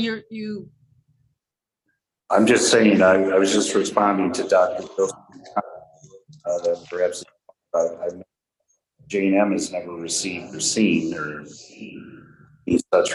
I believe Anna Maria has her hand up to say something. yes, he's saying that J&M has not received proof or that receipt either. If you have a receipt that shows that there was parking paid for the subject vehicle, that being a 2015 Chevrolet, to be at 8600 Merriman, the city of Romulus on February 15th, if you have that document, it has not been received by this court, it has not been received by the respondent in this matter. Not a credit card statement, because a credit card statement could be anything. If you have a receipt that shows that that property was properly, should have been allowed to remain at the premises, that's something we would like to see. If you have such a document, yes or no? Yes.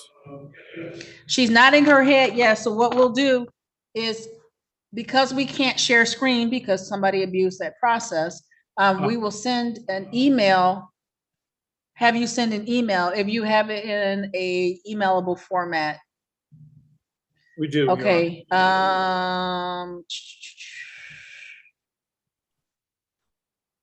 And Miss Observer, not unmute yourself. I'm not asking, you don't need to speak, but do you have it in a way that it can be emailed right now if somebody sends you an email address? Marianne, would you send the Observer your direct court email address? You don't need to put it out to the general public, but send it to her directly. And once she sends it, the court will recall the case. I have another matter. You can stay where you are, but ma'am, just send it, please. And then we'll resume this matter. Mr. Stidham, I know you're somewhere else, and we'll get back to you as soon as we can see that document. We want to make sure that we see it and have the opportunity to forward to you if need be. But then the issue would be still the improper towing and not necessarily the reasonableness of the fees, which is the J&M issue. So sit tight, ma'am. Please send that document. In the interim, this is 187019 GC Midland Funding versus Yolanda Hullum. May I have your appearances, please?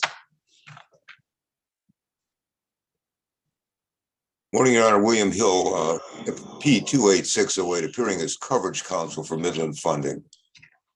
Thank you. Ma'am, state your name for me. Yolanda Maria Hullum. Thank you. Today is the day and time set for hearing on the defendant's objections to garnishment. The parties have had the opportunity to speak. Mr. Hill, how are we proceeding this morning? Your Honor, defendants filed an objection to a bank garnishment. Essentially, the position, as I understand it, is one of hardship. There was a default judgment that was entered back in 2019. With interest today, they're showing that there is a damages of $3,537.91. Midland has obtained and is currently holding, the bank has released the amount of $3,449.90. Midland's position is that it asked the money be released to them, denied the objections to the garnishment. If the money is released, there would be a balance of $88.01 owing. My recommendation would be to consider the judgment satisfied and file a satisfaction of judgment. Of course, that's up to Midland to do. That's my recommendation to them. But I'd ask that the funds be released. There doesn't appear to be a valid legal objection to the garnishment. The funds are not exempt by law. Anything else, Mr. Hill? No, Your Honor. Ma'am, your response.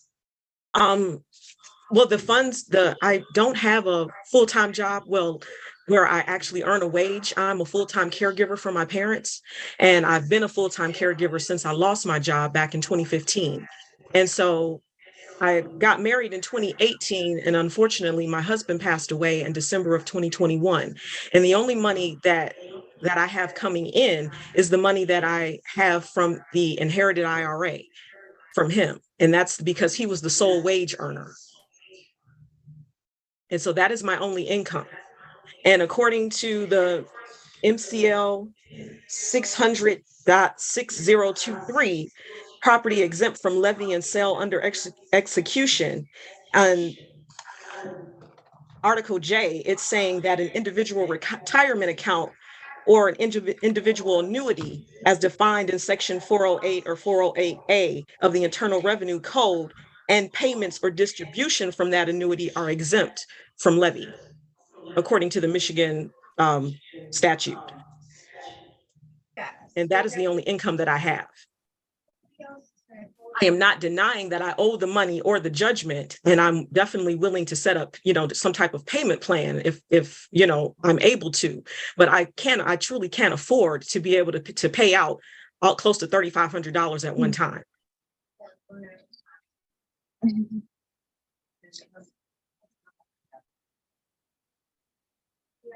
Anything else, ma'am? No, that's where I find it to be legal for it to actually file the objection.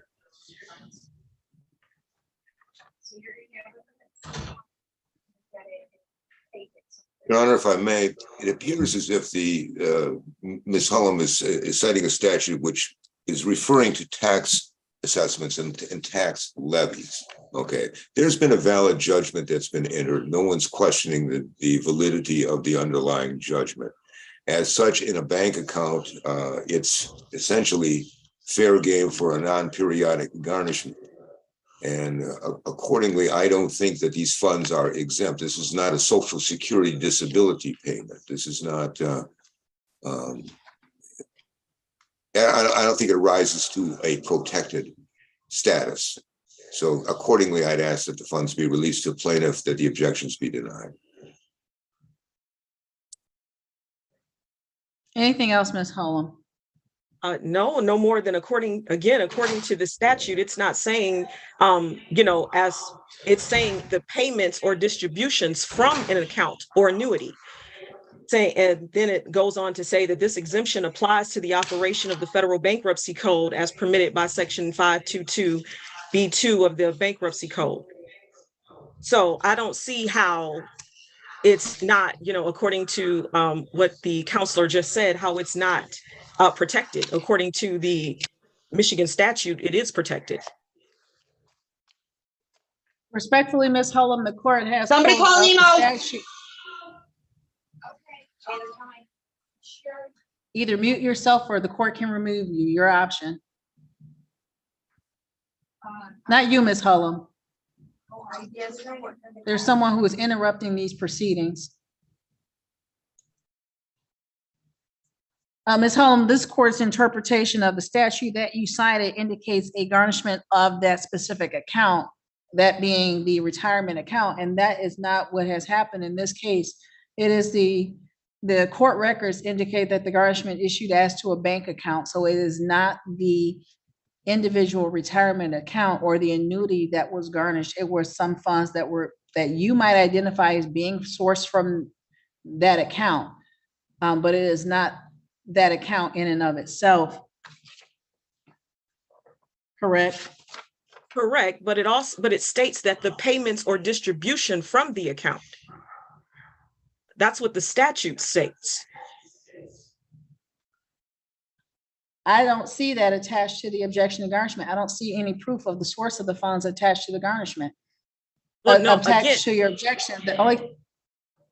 Again, now when I filed the objection, it didn't, say I needed to, I contacted the court to find out if I needed to submit, and they told me about doing the share screen. Now, you just mentioned, I heard from other proceedings that has been disabled. But again, I didn't, the only thing on the objection form, it just states that you put in why you object. It doesn't say I needed to, attach anything at that time. I thought that's what would happen during the hearing. The court has referenced it only one hearing, and just so the record's clear, this court did have to disable the screen share because, again, someone abused it. If you would like the opportunity to submit documents to support your position that these funds are exempt, the court will allow you to do that.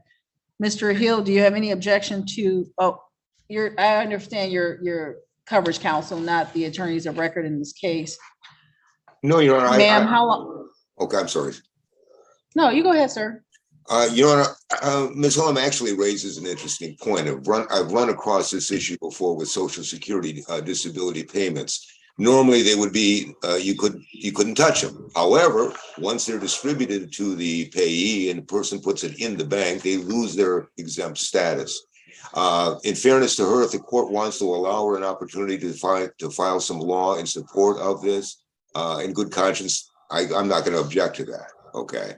However, I don't think there's a valid basis legally. Once the funds have been paid from whatever source and they go into your individual bank account, essentially they're fair game for a garnishment. Mr. Hill, you might not know this, but this work was my bread and butter for 20 years. I'm well aware of what the statute is and what the exemptions are. The court will allow Ms. Hullum to provide the statement, ma'am, but understand that once those funds are commingled with other monies, they do lose their unique status. If you want to send those documents over to the court, there is an email address for the civil department, or you may bring a copy to the court and it will add it to the file. We'll adjourn the matter over to August the 1st. Okay. My question is, when you say those documents, are there specific documents that you're looking for? You're saying that these funds are exempt because they are distributions from the annuity. So something that shows that to support your allegation that MCL 600-6023 sub J provides that these funds are exempt and remain exempt. Okay, so you're saying I need to show that the money is actually, I need to show something that I'm getting a payment from the annuity. And I'm saying the court cannot give you legal advice. I'm saying that you've indicated that when you filed your objection, that no one told you that you needed to produce or attach anything. I've indicated to you on the record that the court's interpretation of the statute is that the account, the IRA or the annuity are exempt from garnishment. And I've indicated on the record that the court's position is that those funds, once deposited into the bank account that was the subject of the bank garnishment, the funds would no longer be exempt. It is on you for your pleading to present whatever it is that you want to present that supports your position at 600-6023 protects these funds. And I don't know what that is. I don't know what the documents that you have available to you are. So what the court will do is say you have 7 days to present those documents, provide a copy to the attorneys of record, that being in the law firm. Andrew Perry is listed as the attorney of record for Midland Funding. 7 days to get it to the court, get it to the plaintiff's attorney. We'll adjourn the matter over to August 1st at 10 a.m. Okay. Back on Zoom. Okay.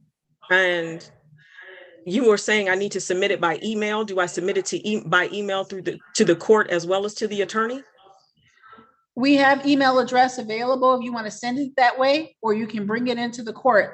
The court I have no preference at all how it gets here. Okay. Your Honor, but if you, I'm sorry. Mr. Hill? Your Honor, I was in the 34th court yesterday. Is 34 now M file? Is that how the documents are now being filed? That's the rumor, sir.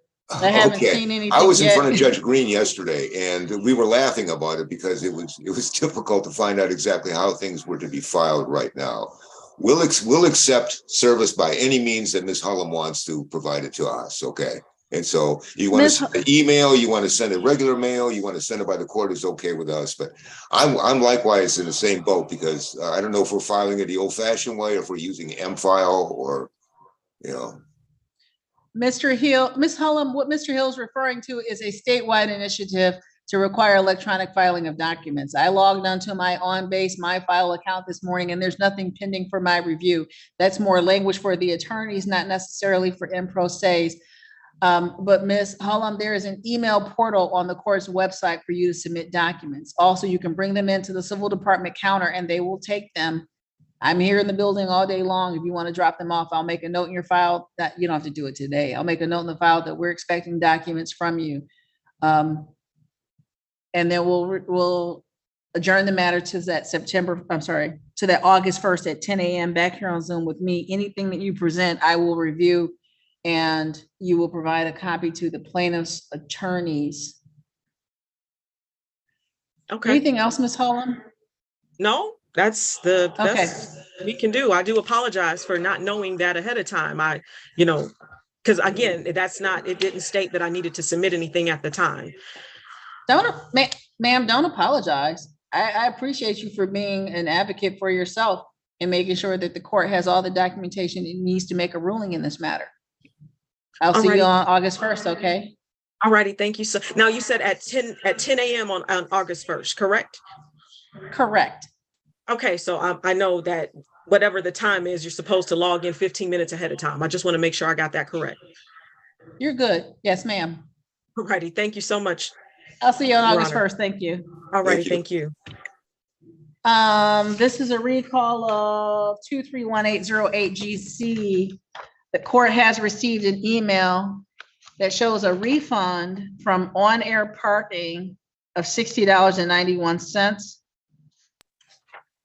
Shows a reservation code. The court goes back to that reservation. It shows a check-in of 214 and a checkout of 211 for Maria Joseph.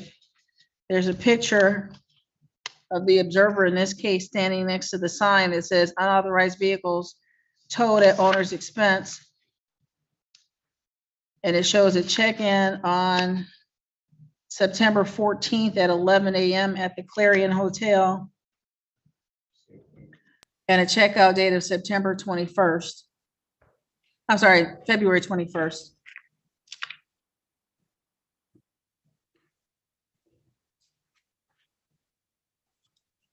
Mr. Stidham, I understand you might not have received these documents, but I wanted to detail what they were on the record.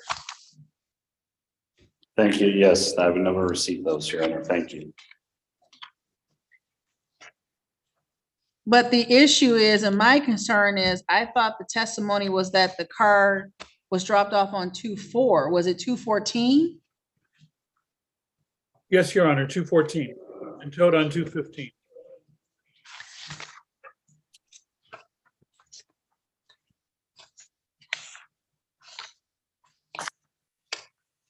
That being the case, was there anything else, Mr. Stidham? No, Your Honor. Anything else, Dr. Joseph? To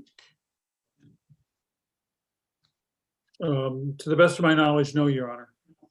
Okay. That being the case, the court will find the following.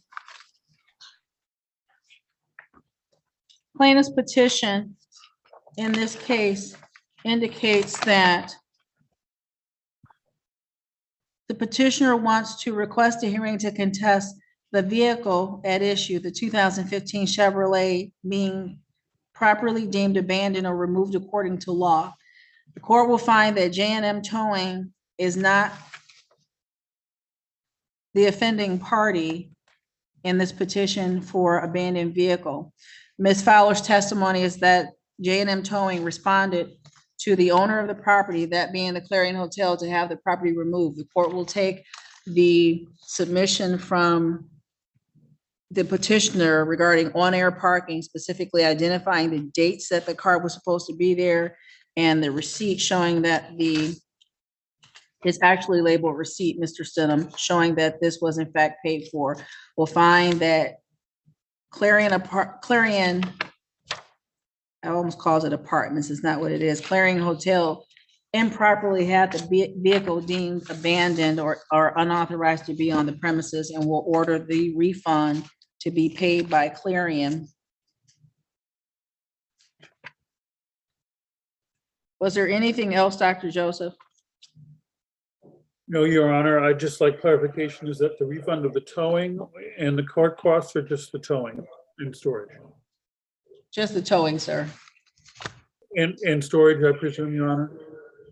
Correct, sir. Thank you, Your Honor. Anything else, Mr. Stidham? Yes, Your Honor, I just wanted to grab some clarity from what you just said. That's the court's order was the refund of the towing and storage fees by Clarion, not JM. Correct. Okay. Nothing else, Your Honor. Thank you. Thank you. That Your Honor, concludes this matter. I want to thank J&M and Mr. Stidham and the court for their patience. Thank you. Thank you, sir. Have a good day. Thank you. And you also.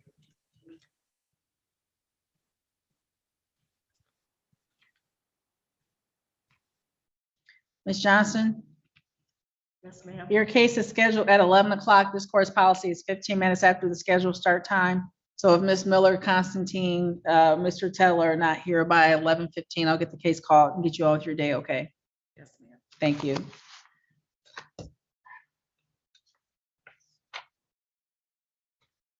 This is 231-771 GC. This is Reliable Auto Finance versus Michael McIntarford. This case was scheduled for pretrial at 10:15. It's now 11:03 by the court's clock. Neither party have appeared. Let's look at the ROA.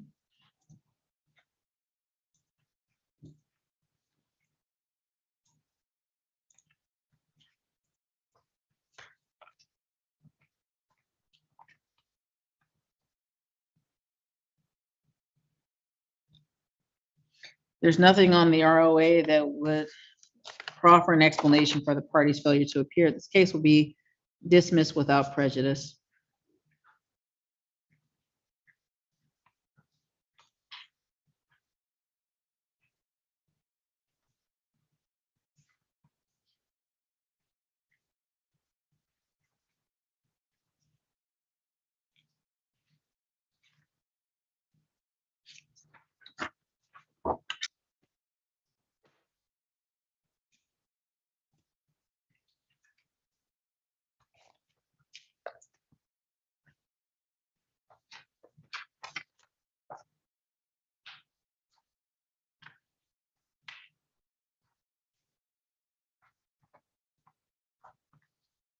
So I want to be back in this wait tonight.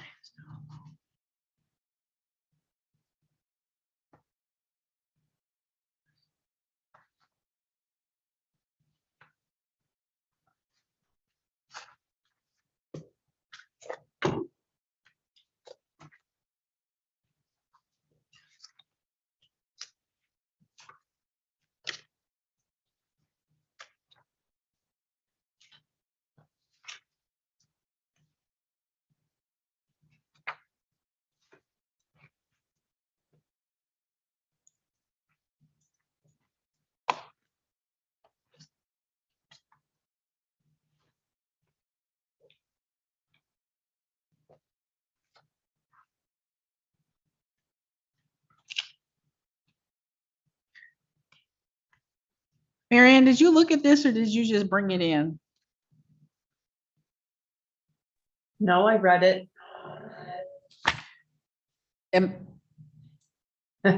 I'm not, okay, so it's not just me, thank you.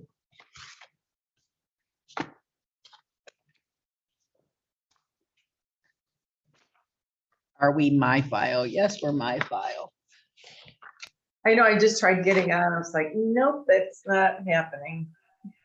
No, I did. I logged on this morning, but I don't have anything in the queue to review. And then I actually was reading the statute.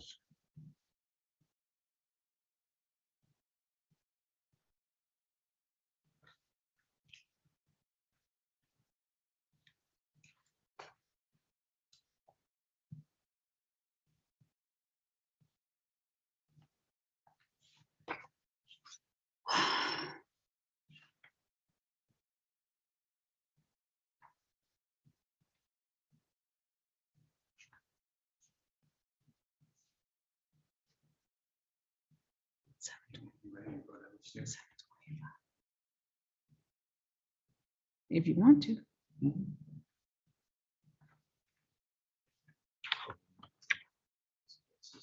Okay. No. It's mid-morning. You know how you know something's gonna happen, and even when it happens, you still have to go.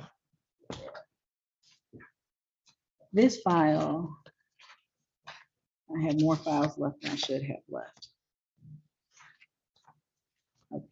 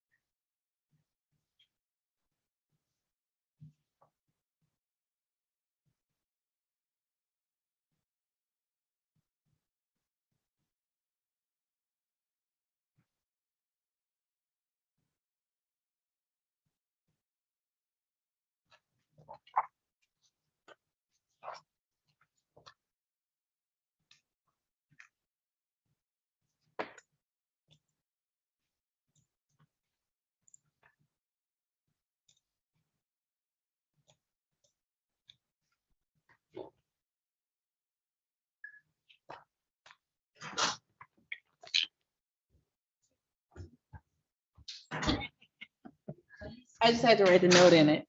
Thank you.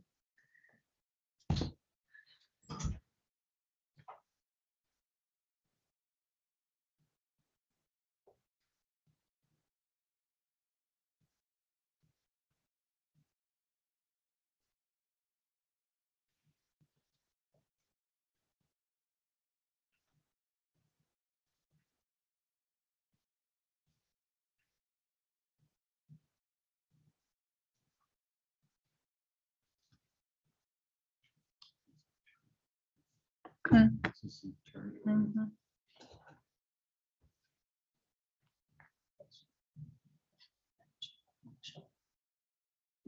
Mhm.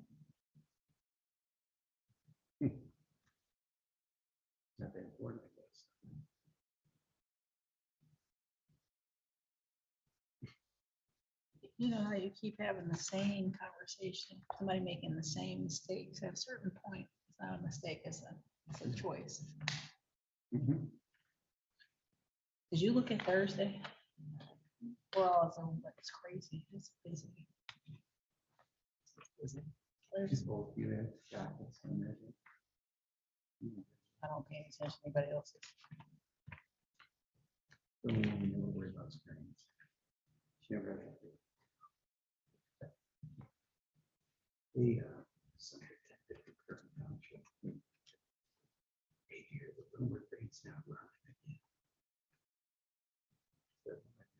All over the streets of here. Whatever. I'll believe it. Yeah. Somebody asked me regularly, and I'm like, I'll stay as long as people let me stay. I don't like this to be my last job.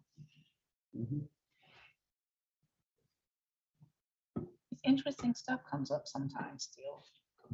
Or I still have to pull a statute from time to time. And things are changing. Things are in, there's, the my file was interesting.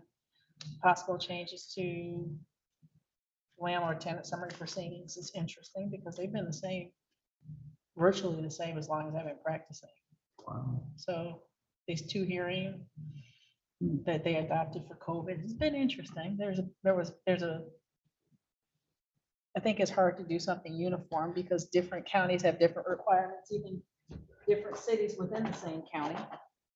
If you don't have a huge rental market, your needs and the flow of cases in your court is a lot different than a court that might have 100 filings a day. So, and their courts that do landlord tenant every day will never be that busy, but there's a way to move things that makes sense for you and your court. We just never gonna clean those lights out.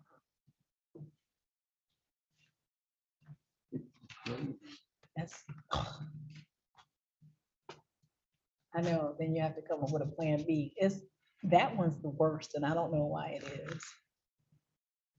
The big ones in the lobby, they said you would have had to take that to the car wash. And somebody stand behind it and you'd have to spray it to get all that stuff off there. Yeah. What was that? I mean, wouldn't you think that would have been there, but there was no. Because I think somebody asked about it. What do they call it when they're done with the building? Final cleaning. It's just on your contract. Go ahead and hire somebody. The cheap comes out expensive.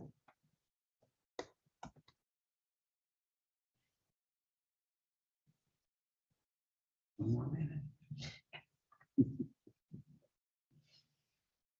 Had somebody make fun of me about that. I like it.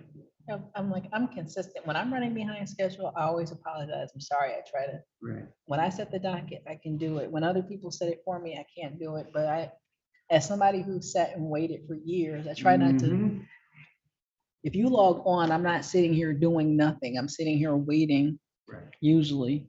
And when we get in the weeds, it makes me. And you know what? If they knew that they're in the court, they can make a phone call or text. I told somebody this morning, I said, if you have a conflict, reach out the day before and we'll accommodate you. When you don't show up and we have to guess why you're not here. Because I'm never going to guess that you had another court. I'm going to guess that this was not important enough for you to be on time, which that's a lifestyle choice. This is 230702 GC. This is Johnson versus Tedla. May I have your appearance, please, ma'am? Shante Johnson. You're fine.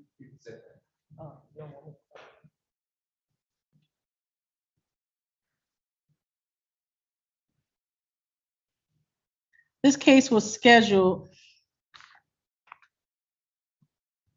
at 11 a.m. Back on June the 6th, the parties appeared and the case was scheduled for trial this morning.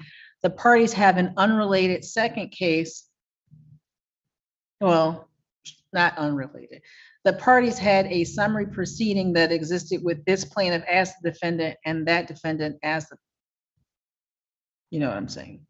Today's plaintiff is a tenant defendant in another proceeding where the parties appeared back on July the 7th. At the conclusion of that July the 7th trial, the court directed the civil department to reset today's trial for hearing on the defendant's motion. In this case, that motion being to dismiss this action based on the plaintiff's failure to provide a witness list and list of proposed documentary evidence. This court was going to take up that hearing this morning in lieu of the trial. The defendant has failed to appear. The attorney for the defendant has failed to appear based on their failures to appear this morning. Ms. Johnson, did you have any response to the motion? I just wanted to explain a lot of things that had happened because they didn't tell the truth. So I wanted to come and I had paperwork to show you from the last case that we had, because we did a Zoom last time. And I did have a lawyer, Ms. McNamara. I don't know exactly what she presented, but a lot of stuff that they said, they didn't tell the truth. So, Ms. Johnson, have you appeared this morning with documents in support of the claims included in your small claims affidavit? yes, ma'am. Plaintiff having appeared with the documents at issue and the defendant having failed to appear, the defendant's motion is denied in its entirety.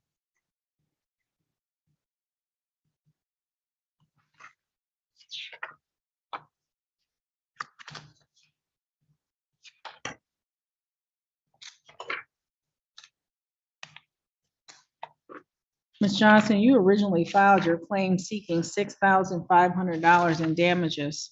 Mhm. Based on, how did you calculate that amount, ma'am? Due to the money that I paid out to move there, I have to have knee and hip surgery. So that was my purpose for moving there. I had to have a moving truck. I had to get people to help me. I had to pay for all the paints and the supplies because the landlord didn't do anything. He didn't provide anything. We didn't do a walkthrough. He didn't do anything. So I felt that with all the extra